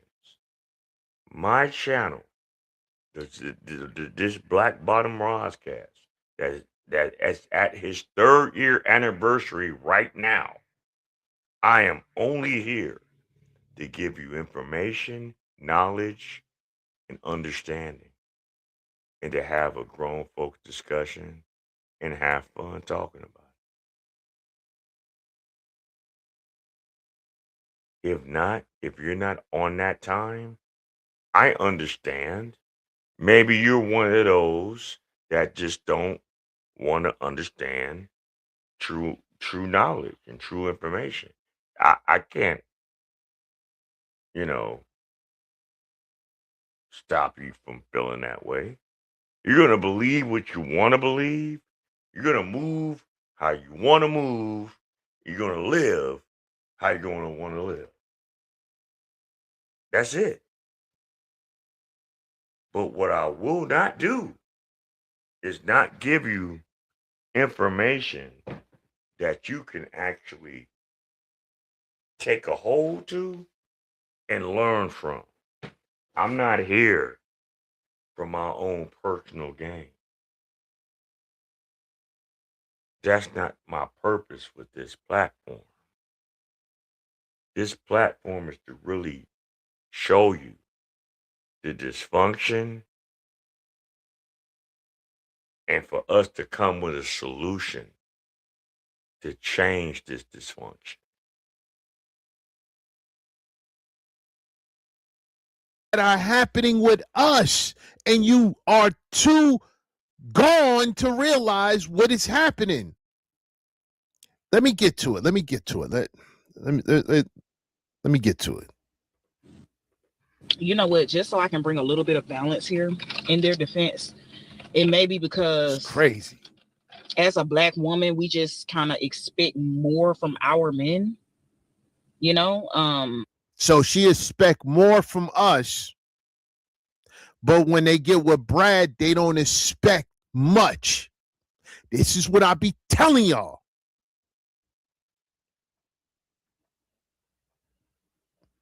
They can say whatever they want about me, black men. What they can't say is I can tell them I haven't lied yet. I haven't lied yet. They can say whatever they want, but they can't say I lied. I haven't lied yet, black men. You kidding me? Are you kidding me? That video I did on Debbie Thomas, those quiches are still going in the comment section. The videos, I think the video's over 40,000 views right now. The video's over 40,000 views. You got a bunch of quiches running in there. None of them, not one of them. Not one of them. It's been over 100, a few hundred of them in the comment section. No, they're not overwhelming the black men in there, but it's been over a few hundred of them in the comment section that I had to boot out of the comment section, and I showed y'all, and they still going in there talking about what I'm saying, but have no smoke for the Brad that has her living in a bed bug infested trailer.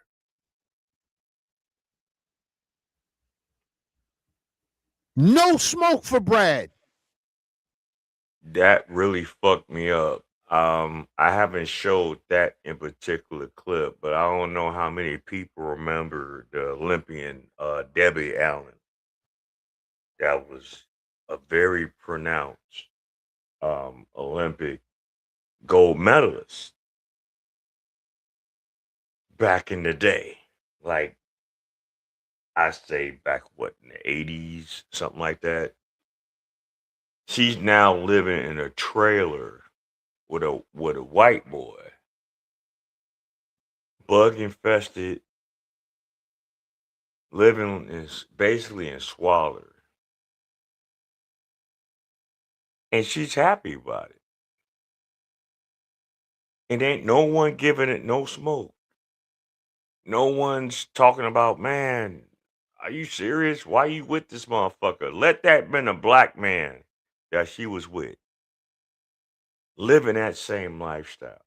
Y'all would drag that man to the depths of all hell. And this is what the black man has to deal with. The black man has to deal with all the ridicule, all the bullshit, all the issues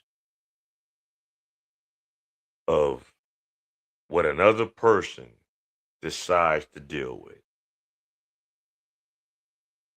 And I get it. I'm like, damn, y'all like, man, these some no good men out here and blah, blah, blah, and this, that. Okay.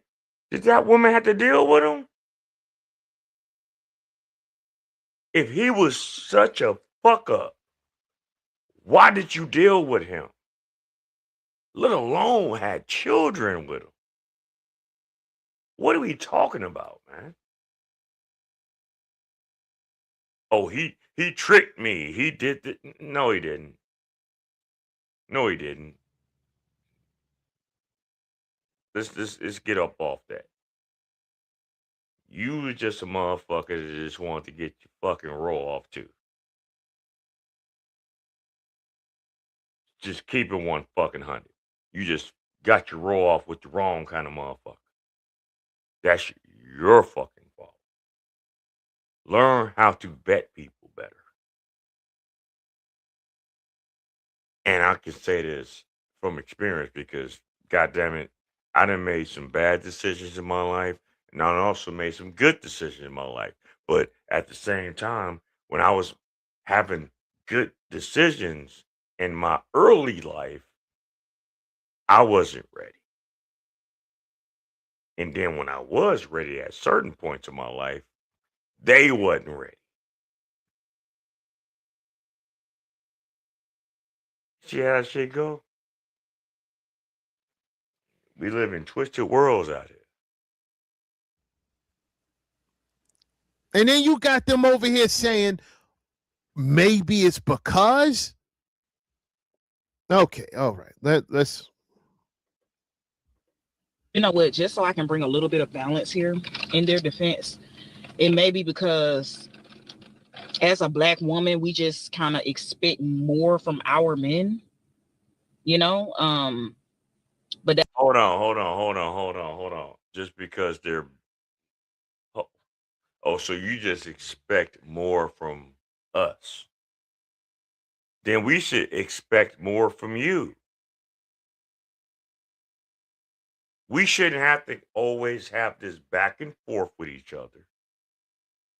We shouldn't have to always see the laziness of black women, the excuses that black women do because they're not doing what the fuck they supposed to do. But I wasn't taught correctly.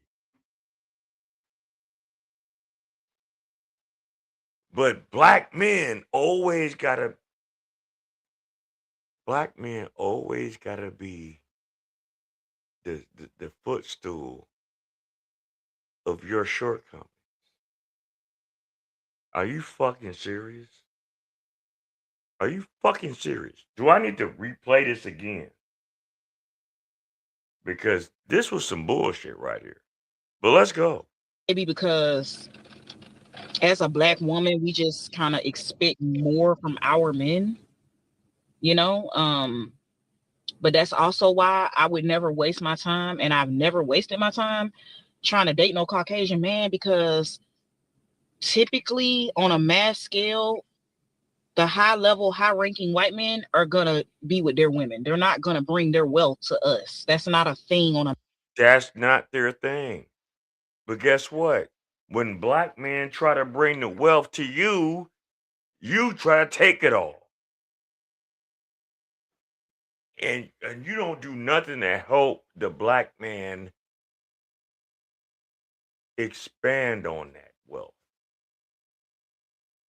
All you do is keep your fucking hand out. I need my hair done. I need these lashes. I need these nails. I need these Birkin bags. I need this car. I need this clothes. I need this house. Y'all don't fucking pour into us.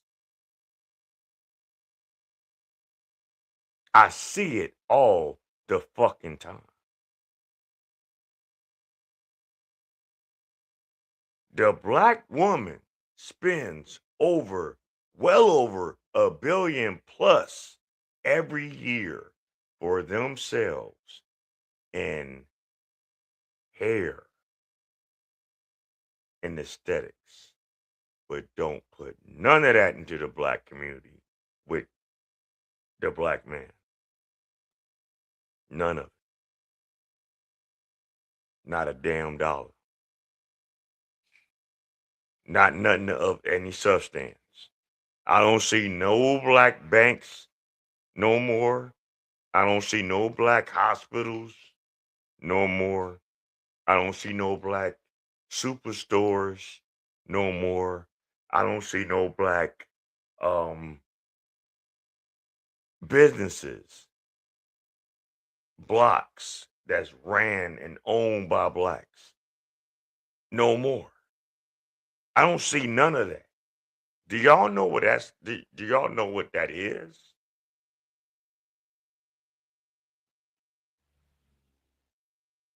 Y'all idolize all these other holidays, St. Patrick's Day, whatever the fuck,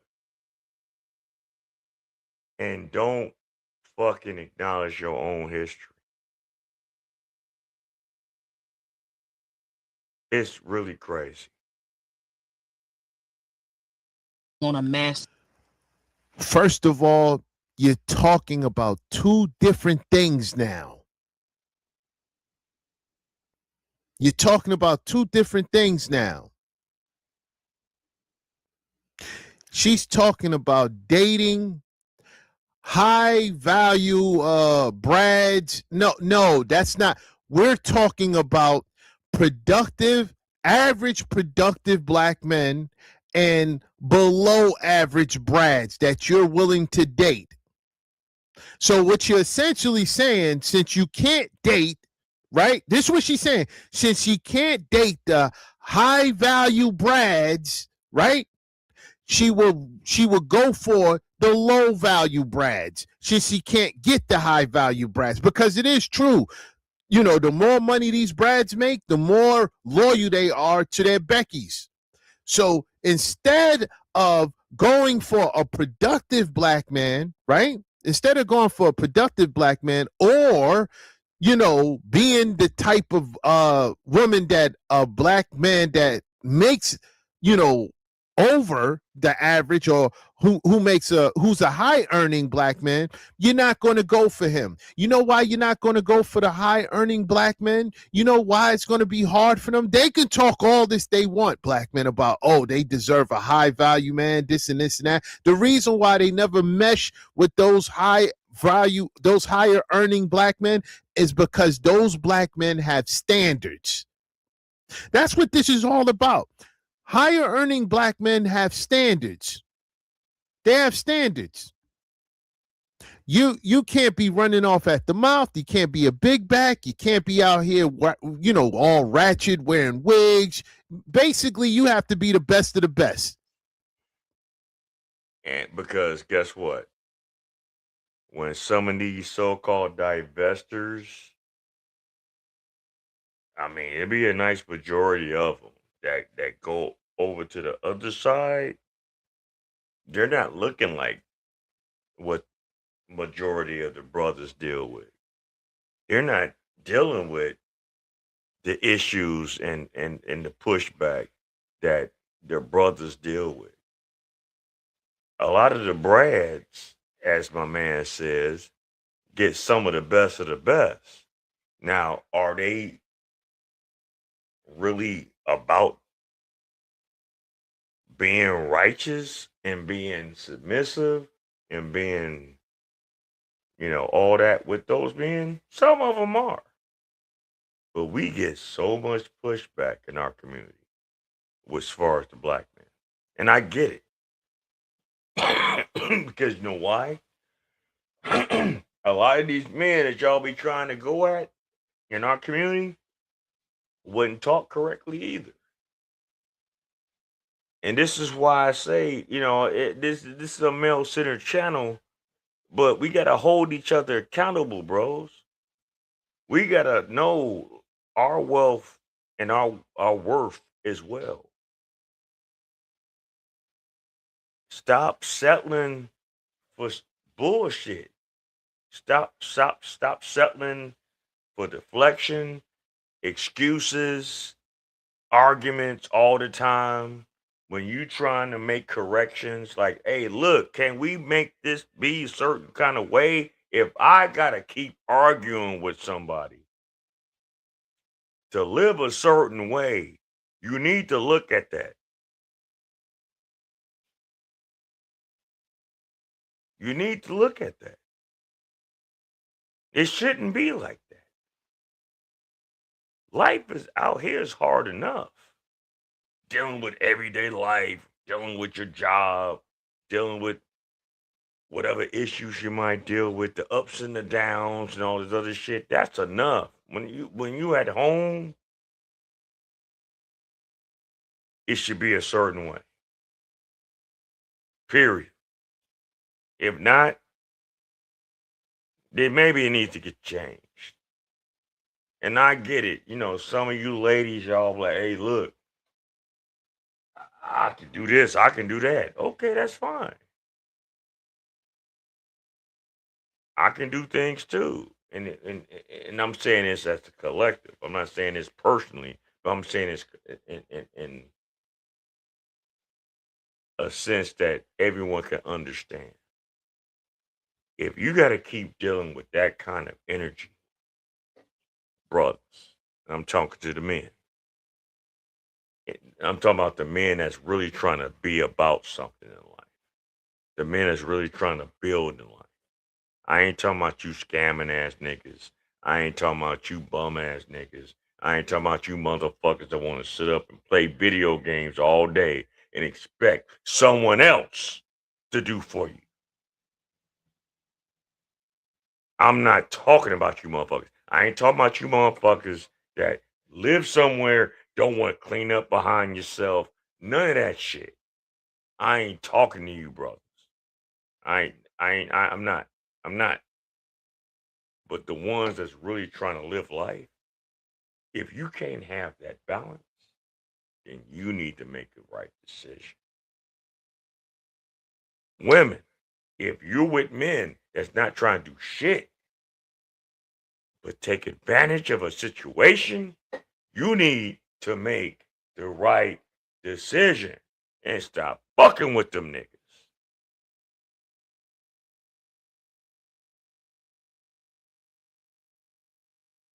Because the cycle will will constantly continue. It would never get better. It's only going to get worse. But anyway, let's go. And they don't like that. They don't like that. If you're not the best of the best, they can do without you. And on top of that, they don't like the fact that they're going to have to share that man. They don't like the fact that they're going to have to share that man. That high earning value black man is going to have more than one woman. You best to believe it. And I don't see nothing wrong with it either. Hey, listen, ladies, you can talk all the shit you want. Oh, well, if he does that, I'm going to just hit him in the pockets. So, you're only going to get so much. If you get mad at a man that deals with another woman because they're doing it for a reason, they're doing it because of what they're seeing from you. Let's just keep it 100. Any man that decides he wants to find something else somewhere else,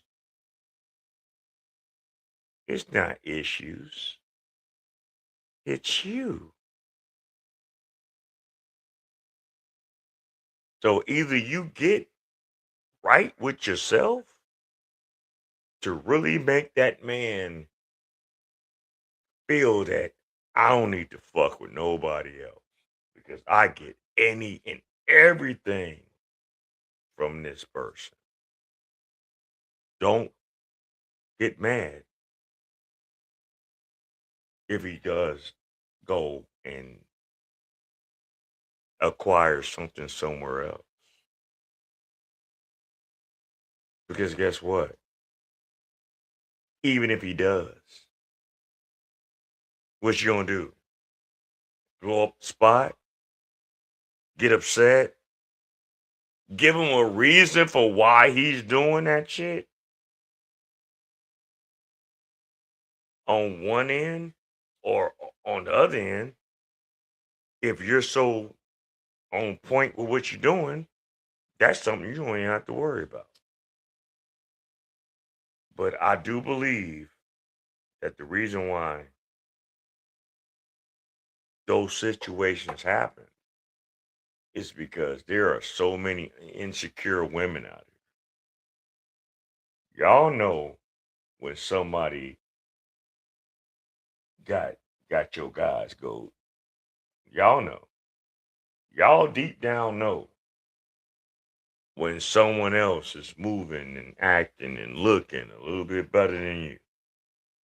Y'all know. Because y'all tell us this shit all the damn time. You know, that man's like this man's like that man's like that. Okay. See the difference between women and men? Men that really has a mind, they don't take that shit personal. We just take it in. Insecure men would take it personal and put your ass in the hospital. Real men ain't gonna do that. Real men that has values and some kind of coof about themselves, they're not about to do that. Because you already showed him what he already had in the back of his mind about you. Just like how y'all be having in the back of y'all mind about. Oh, I'm sorry. I hit the pause. I hit the mute button. But just like how y'all be having in the back of y'all mind about us men, yeah, we have that same mindset about some of you ladies. And I know it's fucked up to hear reality. You really want to have someone to your ending days? Yo, I said your ending days. I'm making up Jesse words. Whatever. Anyway, you really want to have someone to honor what the fuck you talk about? Be about what you talk about. Stop all the excuses. Stop all the bullshit. Stop all the arguments. Just do. Just do. You'll be surprised what changes you might see and what understandings that you might have to see. Because if you're doing everything correctly, that man ain't gonna fuck you over.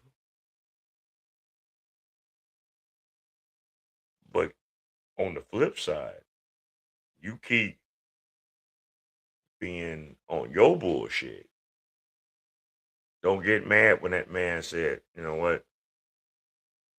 Because it takes a lot for a man to say to fuck with it all. And it ain't because, oh, that other motherfucker was so much better. No, it was because of you. That's why they said, fuck you. And went on and did what the fuck they did somewhere else. It ain't because of that other motherfucker. It was because of you. I done lived on this earth long enough to know that's exactly what the fuck it is. Anyway, let's go. Neither. And he will tell them, hey, I got other women over here. Play your position. You're going to be in the roster. There is less of me, but there's way more of you. So you're going to have to deal with it. They don't like the demands that they're putting on these men are being laughed at. They don't like the fact that they have to get into the roster and not be taken seriously. So, what about the productive black man? Oh, he doesn't make enough. He doesn't make enough. And because he doesn't make enough, she's not going to deal with him because he's a black male. She's only going to deal with black males if they're higher earning because the money they make compensates for him not being a Brad. Pay attention to what I'm telling you, man. But an average earning black man, she's not going to pay no attention to him because he can't compensate for being a Brad because he don't make enough. Therefore, she would get with a Brad that has no money, a Brad that is homeless and strung out because his skin compensates for everything that she wanted, which is what? Mixed babies.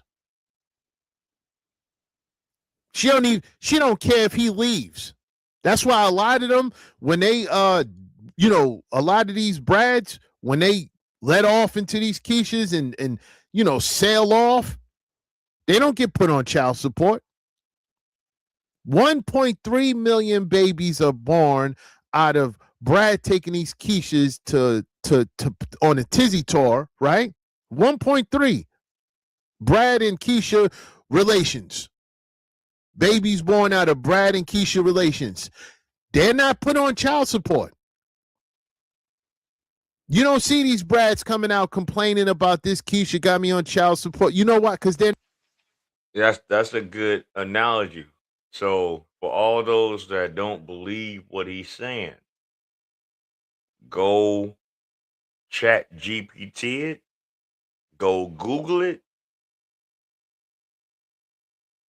look at the percentage of the black women that put white men on child support opposed to black men that they put on child support. I can almost guarantee you that percentage of black men's child support cases is way higher than them. Way higher. I mean, astronomically high. There are a lot of women in our community that don't respect us. There are a lot. And black men, if you're smart, and if you have the ability, and you have the wherewithal, and you have the finances, move differently. See, it's already been told in many other discussions on this platform. By 2050, the ratio of relationships with black men and black women is going to be little to nil. And the women at that time that's going to be childless is going to be through the roof. They have been seeing you ladies throughout social media, in real time, and everything else in between, how y'all act. You think how y'all move and how y'all talk and how y'all act and how y'all live is going to warrant someone to really stay with you and build with you. I'm not saying this to insult you. I'm saying this so you can get your shit together. It will be hell in a handbag if you found out one day you came home or you thought that a certain situation was going to happen that, you know, and it didn't happen. And then you wondering, damn, what is motherfucker at? Blah, blah, blah, blah. And you're ranting and raving in your arguments, and you're trying to bully the conversation, and trying to always be right, and trying to always control the narrative, is going to keep working instead of really being equal as far as the relationship, as far as communication, as far as understanding, as far as respecting someone else's fucking feelings. I really feel there's a large number of you women that do not give a fuck about nobody's feelings but your own. I really do feel that way. I've seen it in many other cases, in many other scenarios. You think that's going to keep going on forever until people really realize that, nah, I'm not with this. And then when that happens, since everybody is claiming they so much boss babes, and you know they independent, they don't need a man, they don't want a man, they only want a man for what they want a man for, type bullshit.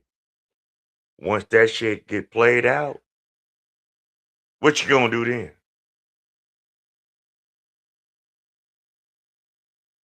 Y'all need to stop focusing so much on yourselves and really start focusing on who you dealing with,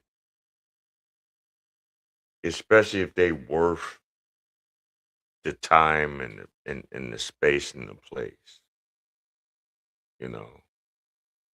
Because at any given time, anybody at any moment, at any second, and any time can just say, you know what, I just can't deal with this shit no more. And then what you gonna do then? When they just totally just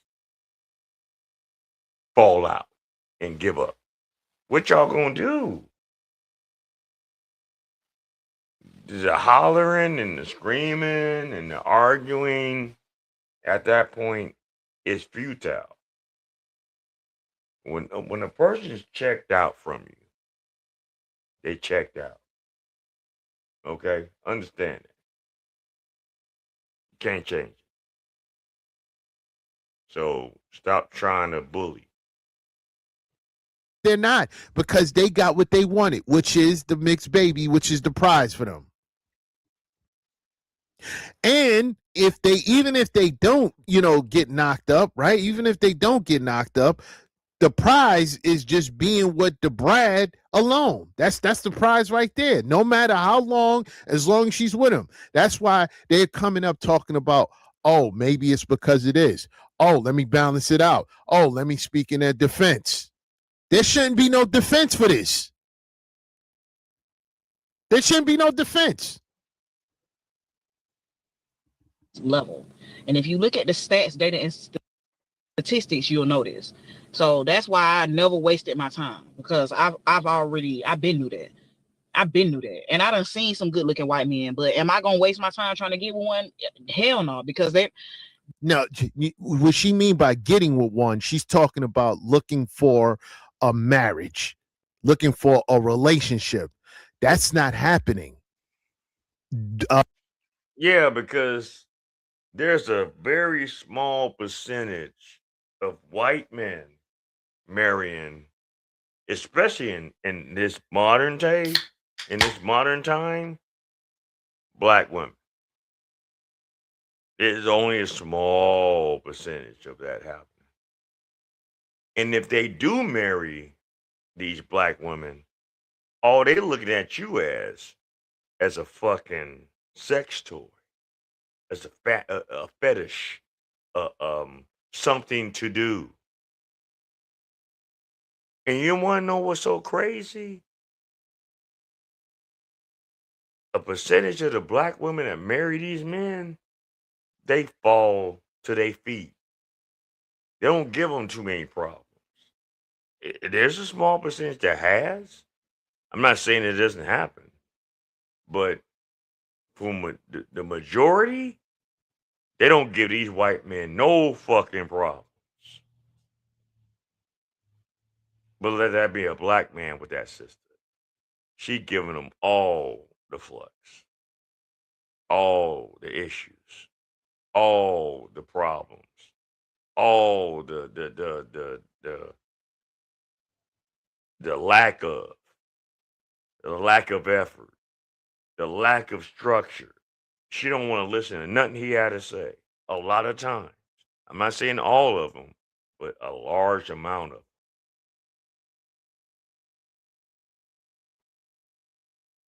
It ain't the same. But then y'all divest the white men and everyone's supposed to praise y'all. But when them black men go off and find them, y'all shit on them. Because y'all hating. Y'all some haters. Why you hating on the black man for dealing with somebody outside of the black race? But everyone's supposed to accept what y'all do outside the black race. That's hypocrisy. And that shows your weakness, mentally and spiritually. But all right, let's go. Let's finish this off. That's not happening. That's not happening. But she will sleep with him. She will get taken on the Tizzy tour. She will get taken on the Tizzy tour. They're not going to bring the best of the best to us. They're going to say the best of the best for their women, which makes sense. So I just think it's a waste of time to even try to get with one of them. Like, so why are you focusing on them? Why are you not focusing on the men? Why are you not focusing on the men, right? And if you ask me, right, that they above their level. Productive black men are above this. Productive, average earning black men are above this. If you ask me, AC, average productive men shouldn't be dealing with them. But you'll see a lot of these content creators say that the average earning black male should be with that, with the average Keisha, right? So if we went with that, right, how come these average Keishas are not checking for these average black earners, these average black male earners? Why you think they're not checking for them? Why you think they're not being productive? I mean, why they not being cooperative? Why they're not being submissive? Why they not being nurturing? Why they not being basically a helpmate? That's what they called it, right? That's what they always talking about, right? A helpmate. We know they're not helping anything, but how come they're not a helpmate? You know why? The reason why they're not doing any of this? You know the reason why they're not trying to work with the average earning black man? Because they think they're above him. They think they're above him. They think they can do better. They think they can do better. Let me show you. I'm quite sure a lot of men in our community have heard their women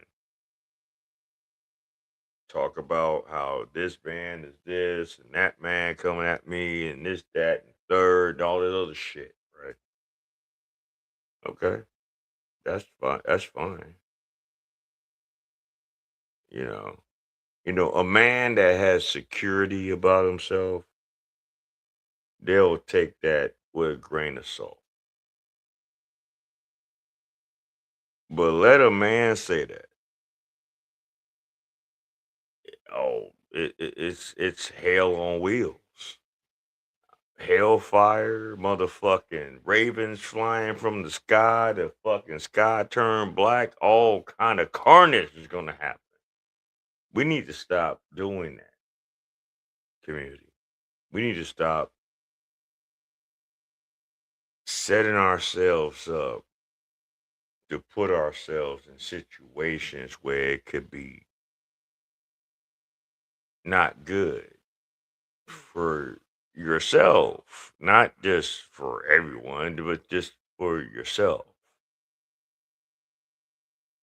And I think a lot of black women in society has that bad for themselves because they have been so emboldened over the last 50 to 60 years to just talk reckless to the men in the community because it's been taught to them. If they're not doing what you want them to do, then you can talk to them any old kind of way.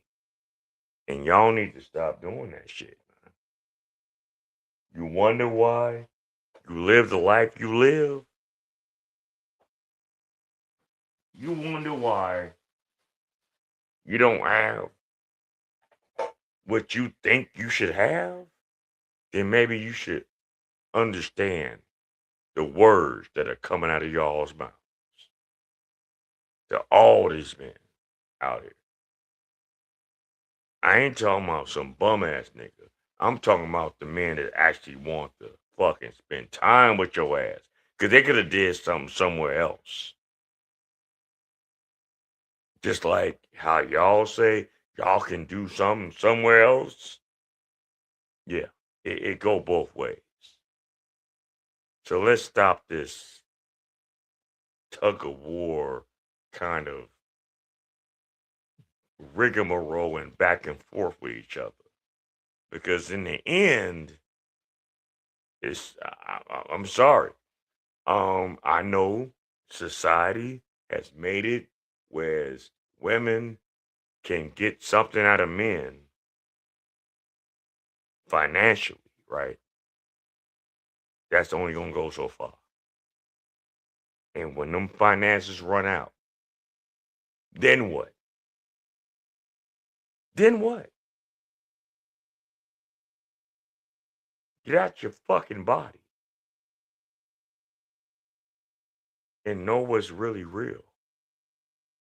Because if not, a lot of y'all gonna stay in the same positions that y'all are by your motherfucking self. This bravado, this attitude that y'all have is only gonna go so far. And then after that, then what?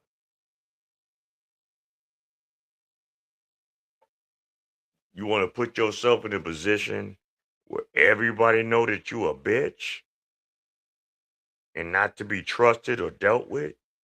Is that what y'all want to really fall on? See, if your parent or your mother, because for the last 50 years, it ain't been a balanced household. It's always been your mama. Your mama didn't teach you right. Your mama failed you. Your mama taught you bullshit. Your mama taught you to get over on men instead of cohabitating with men because she couldn't do it. And then if you're doing it better than her, she gonna sabotage your life. I said what I said. Anyway, let's go. You something. Let me show you. Let me show you something. Let's get to it. R.I.P. to KS. You know, usually I do a video on, you know, on his B-Day, which was March 13th. It passed. I didn't get a chance to do it, so I'm doing it now. But he was a real gem in this space. And in this video right here, right, he's talking to Akeisha, who married a black man, right? A black man. Not only is he a black man, he's a productive black man at that. You know, wasn't toxic, wasn't abusive, was a good guy. She just decided to get up and leave, and she had 3 of his children. She decided to just get up and leave. And now that, you know, why? Because she didn't respect that black man. That black man, and we're gonna let this ride out. But I'm gonna tell you what some of these fucking bitches in our community be doing to us black men that has something going for ourselves. Yeah, they'll mess around with us. Yeah, they'll cohabitate with us. Yeah, they'll have babies with us. But they don't really like us. And then when they don't like us no more and they leave us alone, you know what they do? They go to the fucking government and child support and dig in their pockets. And not on top of they digging in our pockets, they'll make it hard for us to see our children.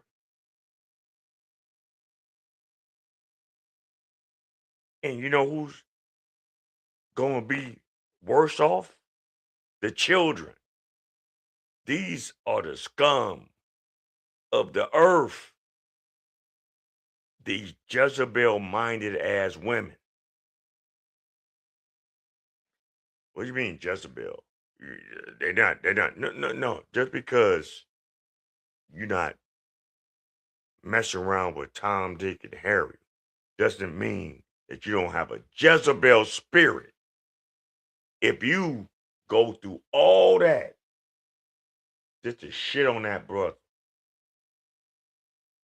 and all he tried to do was be right by you. And then you wonder why these men later down the road treat other women the way they treat them. Talk to that bitch. Don't blame that man. Just like how we not supposed to blame women for what they deal with SA and all these other things that happen in their life. We're not supposed to judge them, right?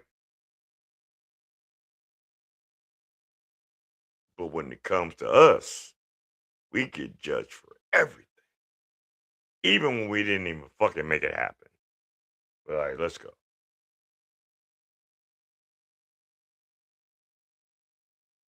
So she's out there in the streets by herself, you know, with 3 children. Now she's looking for a man and looking for help, right? Not only is this black man a productive black man, he's an above average earner. He makes $80,000 per year, right? And that still was not enough. Let's get to it. Let's get to the video.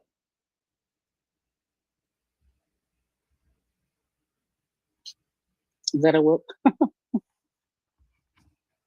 So you were with a man that you've known and you've seen him grow from high school to 27.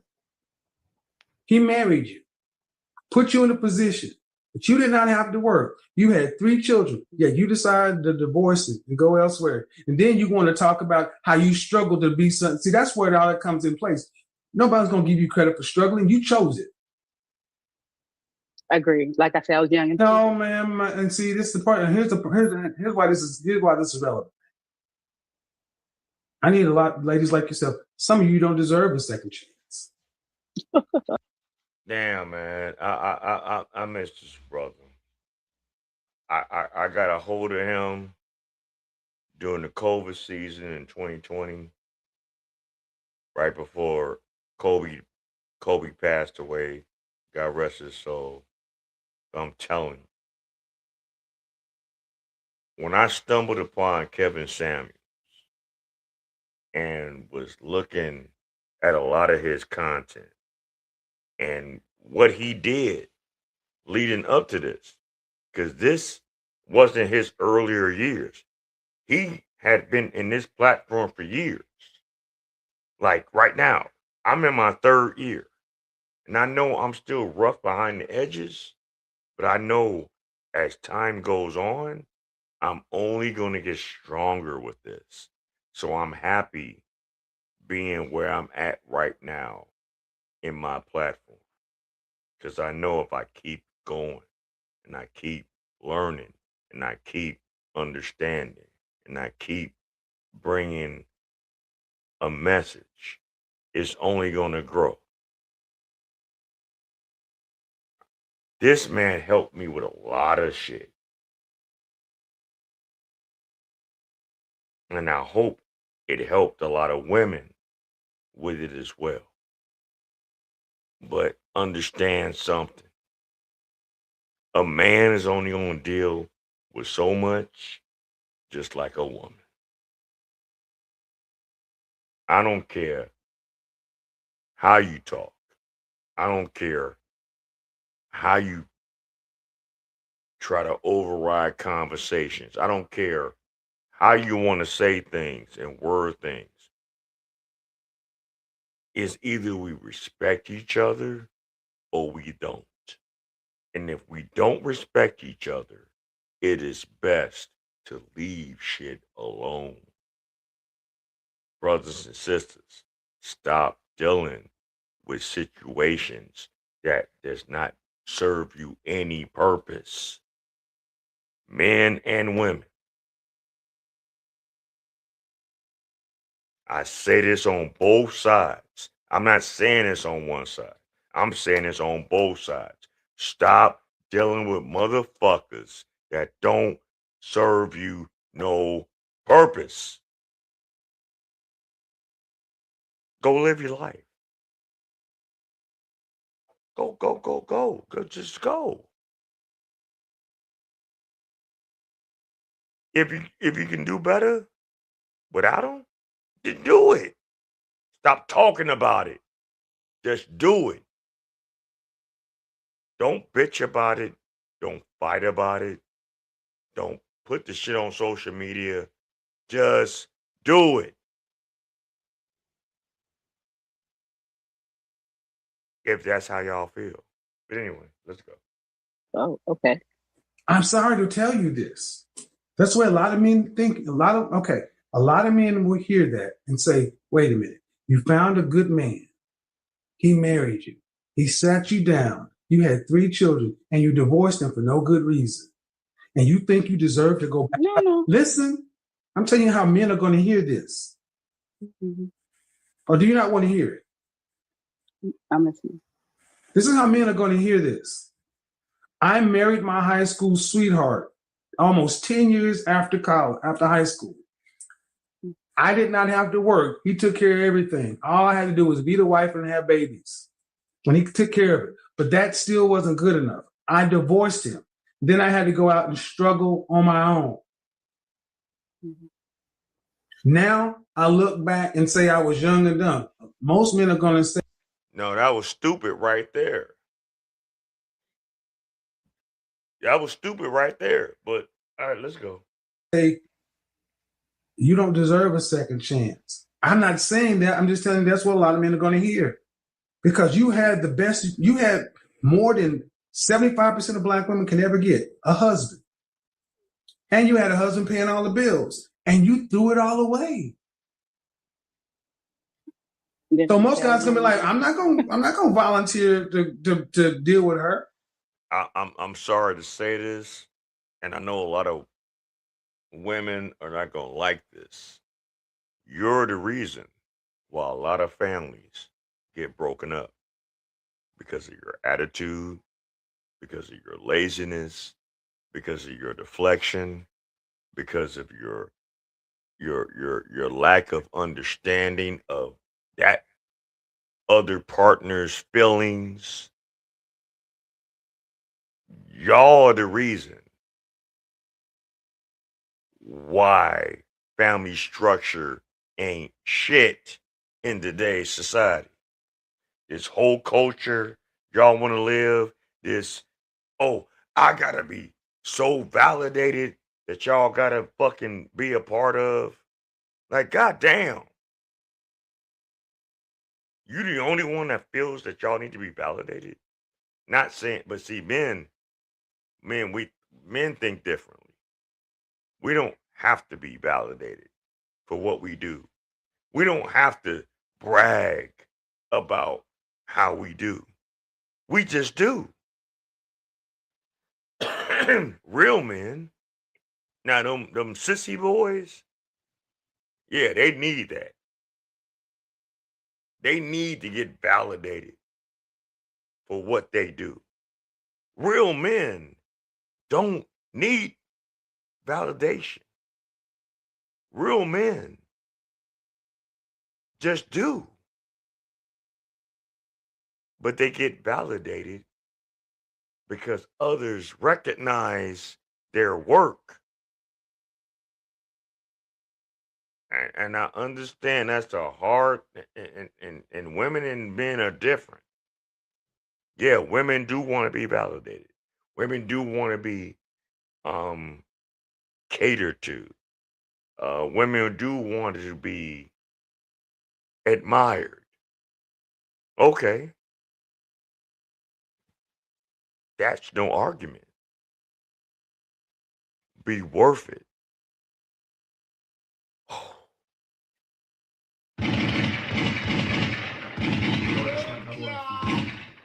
Be worth the validation. Don't talk about your validation. Do what you need to do to be worth the validation. Then there's no question. Be humble. Be understanding. But also be assertive. But don't be no fool. Y'all ladies heard me, right? Okay. Because here's the rounding. Let me round it all the way home. Because what's to say if I decide to deal with her, and I'm with her for 10 years like a high school sweetheart, then all of a sudden when I need her to be around, and I'm 40, and now I'm 60, is she gonna be around? She's gonna throw me away too. See, the way you guys handle men, what you do with men, tells men a lot about what you're gonna be like with them. So I'm sorry, Well, man. with that being said, Go ahead. So let me say this. So I'm sorry, ma'am. No one's going to hear a sob story about being a single mother and hard times. Ain't nobody that's going to fall on deaf ears. You chose that. So go ahead. but with that being said, you were correct. I chose that. I said I was young and dumb. And then when this time you grow, you realize a lot of things. No, you wasn't young and dumb. You was just stupid. Because what a lot of these, I hate to say this word of modern women because it's not modern women because you've been the same forever throughout history. To be honest, you ladies have always been like this. So I can't say modern women. But what you women do, because you feel that what's between y'all's legs is so gold that you can just say, fuck everybody and get with something else. You think that what you got right there is so more important than morality, respect, understanding, and cohesiveness. Y'all throw that shit out the window. because you think because you get somebody else, it's going to be something better. So many of you ladies think that the grass is green on the other side. I know you like, well, shit, some of these men think that the grass is green on the other side. Yeah, some of them do. But the ones that's really about their shit, if they see the grass greener on the other side, it ain't nothing you can do to stop it.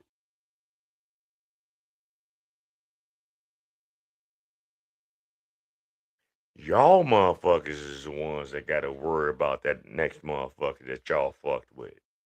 And then when they see how you really move, then that'll be another story, right, for another time. Correct? Just like some men, and like I said, we having a balanced discussion tonight. There are some men that ain't shit. And there's some women that ain't shit. How many women opposed to men really ain't shit, statistically, if we really want to go there?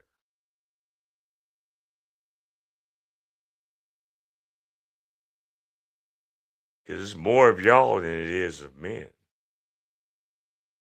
So what that tell you? Anyway, let's go. You know, at that time, I wanted to No, know like the bill and all that. Now, after dealing with it, like, I want to know. Just Where's make he sure they at? get paid. Where's You your husband? grow up. Where's your ex-husband? And we're still very we have a very good co-parent relationship. We're still Hold on. You're still what? we're still very good friends. Talk to him every day. So the bitch is still married to this. Oh my God. I remember this video. This is one of the earlier, this is probably like maybe a year or so before he passed, when this actual video came about. And I was like, I watched this shit and I'm like, what? And this is what made him such a blessing, right? Because it's not like he was trying to put these women on blast. They were putting themselves on blast. And they just having what we can say an intimate conversation. And that doesn't have to do anything with sexual escapades. He was having an intimate conversation with this woman. And this woman basically told her on herself. And that was a precursor of what a lot of other women, not all, but what a lot of other women, how they move. And this was an eye opener for a lot of brothers that didn't really understand the dynamic on how a lot of these women move. Why? Because these brothers didn't have a father figure in their life to give them the balance. Because you cannot tell me that women like her can raise a young boy to be a good man. You can't. I'm not going to believe you. Sorry. You wonder why all these young boys and these YNs and all this other shit is out here? It's because of women, not because of men. All right, well, let's go.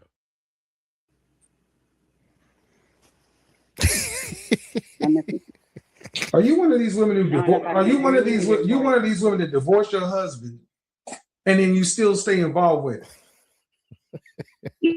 No, not like that. Let's not go there. You said you talk with him every day. I do. We have. Listen, that's bull crap. Oh man, This is why I'm trying to explain to you, you're not really cut out for any other man. When you divorced your husband, he should have shut the door on you, and your only interaction would have been specifically regarding the children.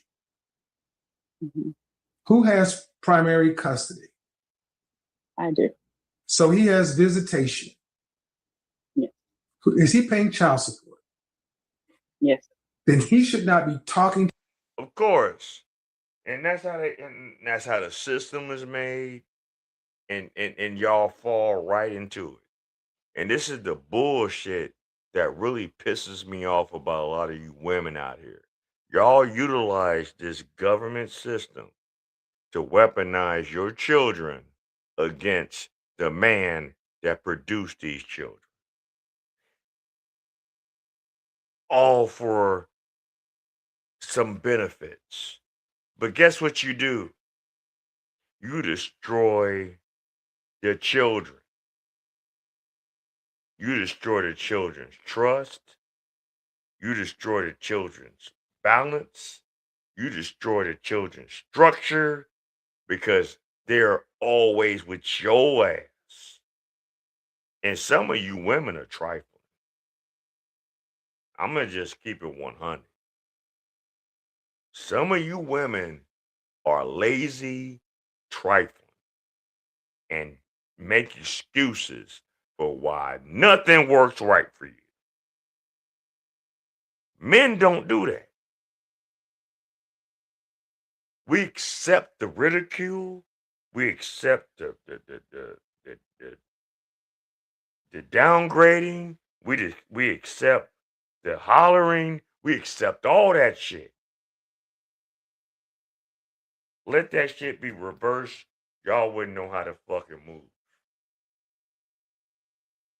That's what let us know in society that a lot of women don't know how to fucking move in this world. Y'all like to be coddled. And there's nothing wrong with being coddled as a woman, but for the right reason.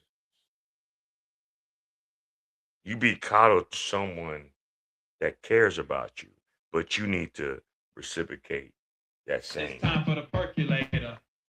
Oh shit, I'm sorry. You need to be reciprocating that same energy.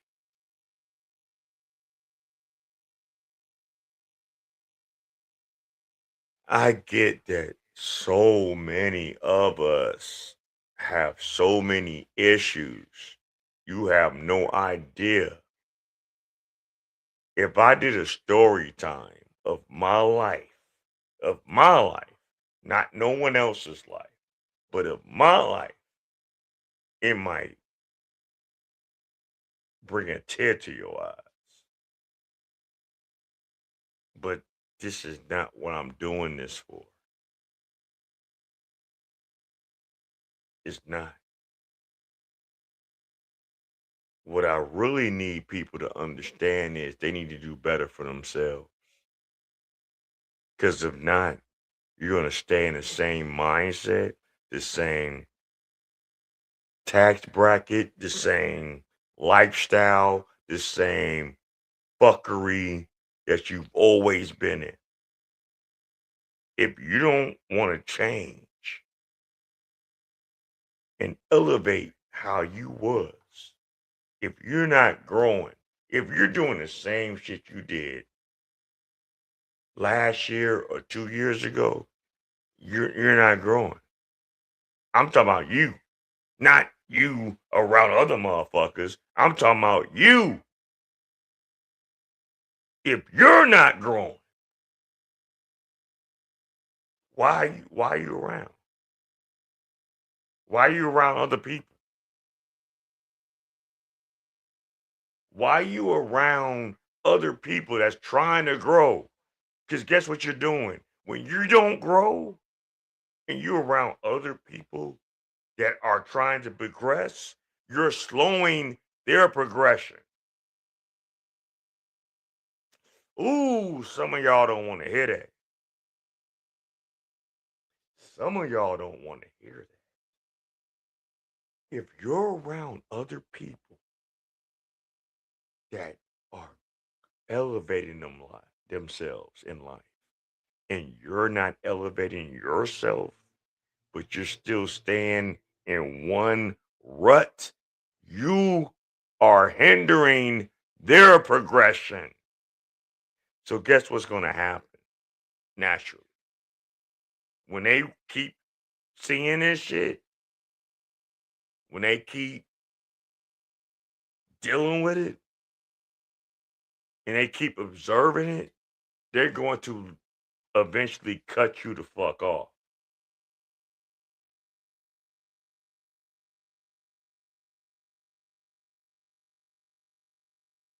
You can get mad all you want. It's just the nature of life. It is. I mean, I'm not an oracle. I'm not the end all be all of anything that I'm talking about, but I do know that because I have enough common sense to understand that. I'm not gonna keep fucking trying to elevate myself, and I got people around me that ain't on shit. Because guess what's gonna happen? I'm going to cut them off. So if they're not trying to elevate themselves, I can't elevate you personally. I can only give you the direction to elevate yourself. But if you're not elevating yourself, what the fuck? What are we doing? Man, give me a witness. I mean, shit. It's just crazy. That's ludicrous. That's dumbing himself down, or themselves down, or herself down. The fuck are we doing? Anyway, let's finish this off. Talking to you ever, other than other than directly relating the children. Yet you're still getting his non-sexual attention. He is still speaking to you as like he's in your, not in your house, but he's in your life. You're not cut out for another man. I can't think of it. No other man should even want to touch. Why don't you just apologize and go ask your husband to take you back? Now that's my problem. That's always been my problem with KS. Absolutely not.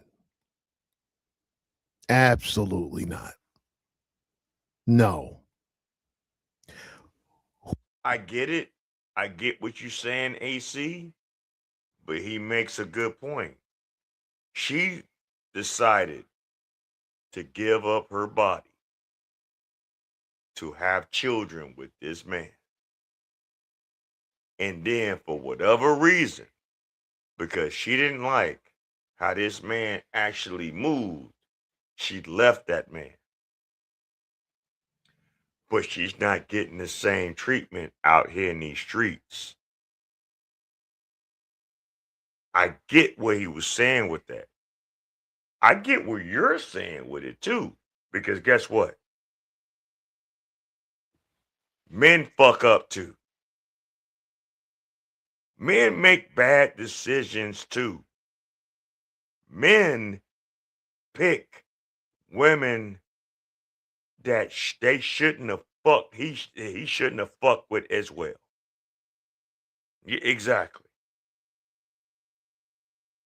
You're not lying. It happens. I've had it happen. I'm an example of that. There's a woman I should have never had a child by. But guess what? I got to deal with it. He's a grown-ass man now. Was it all peaches and creams? No, it wasn't. Did I have issues with this woman? Oh, the fuck I did. Did it cause me financial strife? Yes, It fucking did. But guess what? I wasn't going to turn my back on my child. I just didn't fuck with that motherfucking woman no more.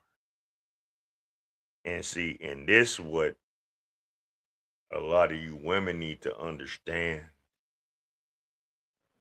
It's only going to be so far with decent men. I ain't talking about these Pookies and Ray Rays. I'm talking about the decent men that gave you the time, the energy, and the Siberian jizz to produce them kids. You got Siberian jizz. Don't worry about that. That's just a phrase of mine. You know what I'm saying? Don't take that to the heart too much. You know, but yeah, it's only gonna be so much that men that move and think like that is gonna be like, you know what? Nah, I'd rather just deal with the fucking child support. I'd rather deal with the bullshit. I'd rather deal with. Matter of fact, if she's a bum, I'm gonna just take my kids. See, back in the old days, when marriages and relationships didn't work out, the father always took the kids. It wasn't until the late 60s that the whole shit flipped. And the government was like, well, hell, if you have kids with these men and it don't work out, we'll take care of you and we'll take his money. And y'all was all for it. Y'all was all for the bullshit. And this is why we are where we are right now in society. But anyway, let's finish this off. Whoever he is living a better life without her. He's going to take care of his kids, and hopefully, with her just doing that, hopefully he went and got a paternity test, because when if a woman just gets up and wants to leave like that, and he's not doing anything but being a good husband, nah, we need to see who these children really belong to. Or do they belong to me? Because this is crazy. And what? Hold on. Crazy. And what So really pisses me hopefully off, he got that right? done. But besides that, but what really pisses me off about what he just said right there about this situation, and I know y'all all heard the story about the brother in Detroit that had a situation, and I really need to follow up on that story, because he was married to a woman that was out there, and he so-called had 3 children, right? But for whatever reason, certain things and certain movements with this woman made this man come to a situation where I need to see some things. Not only that he found out that his first child wasn't his, not only that he found out that his second child wasn't his, he found out that his third child wasn't his. And now, on top of the fact that those wasn't his biological children, they were children that was produced by family members of him. So his so-called wife was sitting up here fucking on his family, getting pregnant by his family. So he went to her job in a bit of passion with a gun and shot the bitch up. Got arrested behind the shit. On top of it, the woman survived. She's very fucking lucky. because they said he shot her multiple times. But it's our fault as men that we have to deal with that kind of bullshit with women that think that they can do better somewhere else. Is that what it's all about, Monty? Eating, drinking, fucking, sulking. Is that what it's all about, Monty? You know he's living a better life. He's without the stress. He's without the disrespect. Probably went and got himself a Becky or Maria. Realized he went wrong. Realized where he went wrong at. No way would you reward, because getting with him is a reward. Okay, black men, getting with you is a reward. You need to look at that. You need to look at things in that situation. I mean, in that perspective, when you are dealing with women, getting with you is a reward. So she gets back with him, and so she's rewarded for abandoning him? No. Kick rocks. Kick rocks.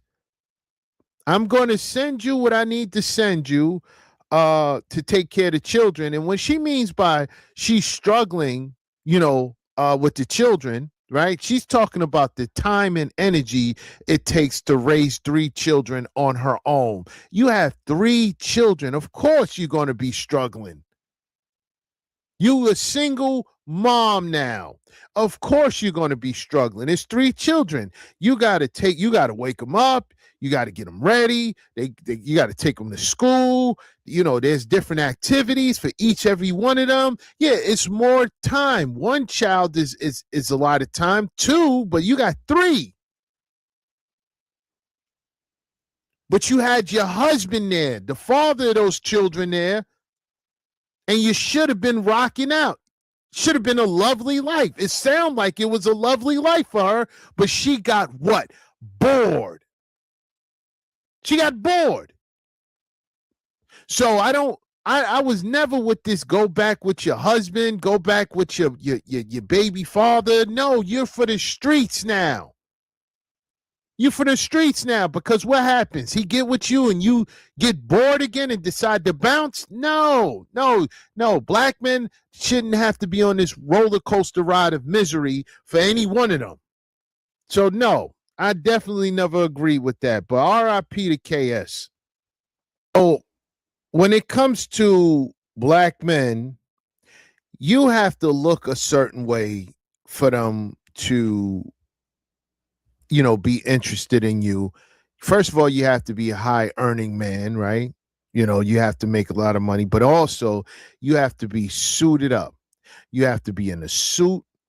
You have to be in this impeccable.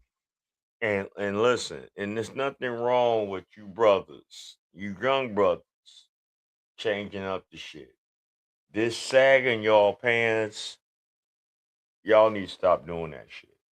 Especially you older ass niggas that's in y'all mid to late 30s, 40s, and shit like that. Stop doing that shit, man. It's a bad look. It don't look good. It ain't mature. It gives off what it's always been given off. And a lot of y'all know what it is as far as, showing your shit. Especially if you about that ever been to state penitentiaries and and county jails. But that just lets me know that that's what y'all niggas on. We got a lot of zesty ass men out here. A lot of zesty ass men that want to sit up there and be at your grand ass age and be sagging y'all fucking drawers off your ass. Like, something's seriously wrong with our society, especially in the black community. Because I don't see white men doing that shit. I don't see Arab men doing that shit. I don't see Jewish men doing that shit. I don't see a majority of Caucasian men doing that shit. The only reason why I see certain numbers or people in those societies that's doing that because they have taken on the fuckery of the degeneracy of some of us in the black community. It's fucked up. It's just fucked up. But you know, hey, it is what it is. But let's finish this off. Impeccable gear. You have to be, you know, 3-piece suit, you know, Italian leather shoes. You got to look like you're ready for business. But when it comes to Brad, you can look any way. You can look like you came from a mosh pit. You can look like the regular Wookie, Brad Pookie. But you have to look a certain way. Brad can look like most, remember that movie, Malibu's Most Wanted? He can look like that. He can look like that. He can look like he's straight off the street. He could look like he's in the meth. He could look like he's on anything. But you have to be suited up and booted. And if not, you have to have something on. You have to have on, these name brands. You have to wear Balenciagas. You got to wear Giuseppe's shoes. You got to have on $1,000 worth of material on, not to mention diamonds and jewelry and all that. But Brad, he could come through looking like he shopped at the Salvation Army. He could look like he literally just came from, thrift shopping and just put it on. He don't have to look a certain way.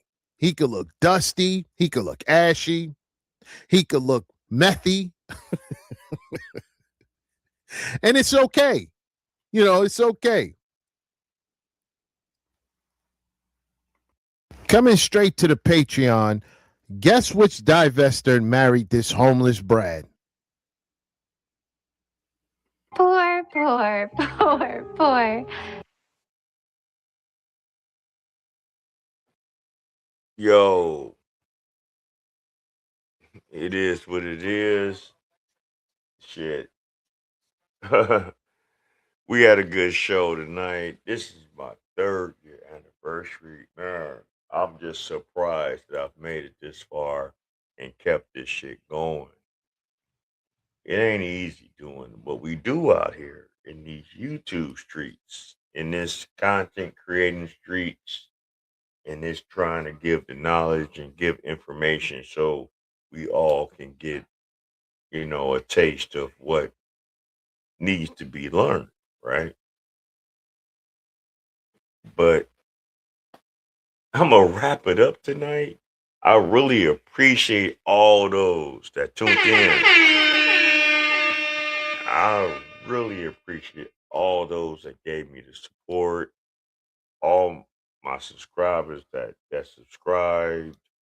Man, like, share, and subscribe.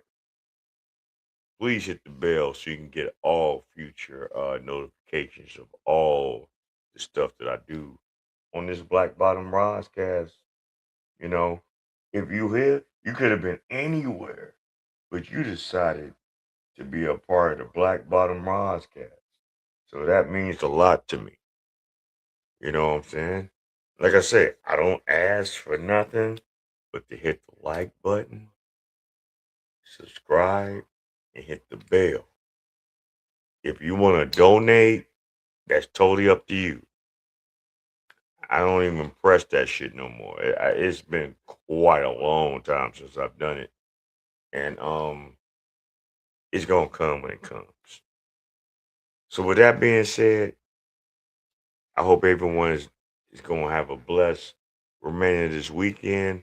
Happy Easter to everyone. It's Easter weekend. Hope all y'all have a good time with your friends and family, and enjoy. And I want you to live as long as you want. Never. Bleh. I want you to live as long as you want. Never want as long as you live. So with that being said, until next time, we are gone.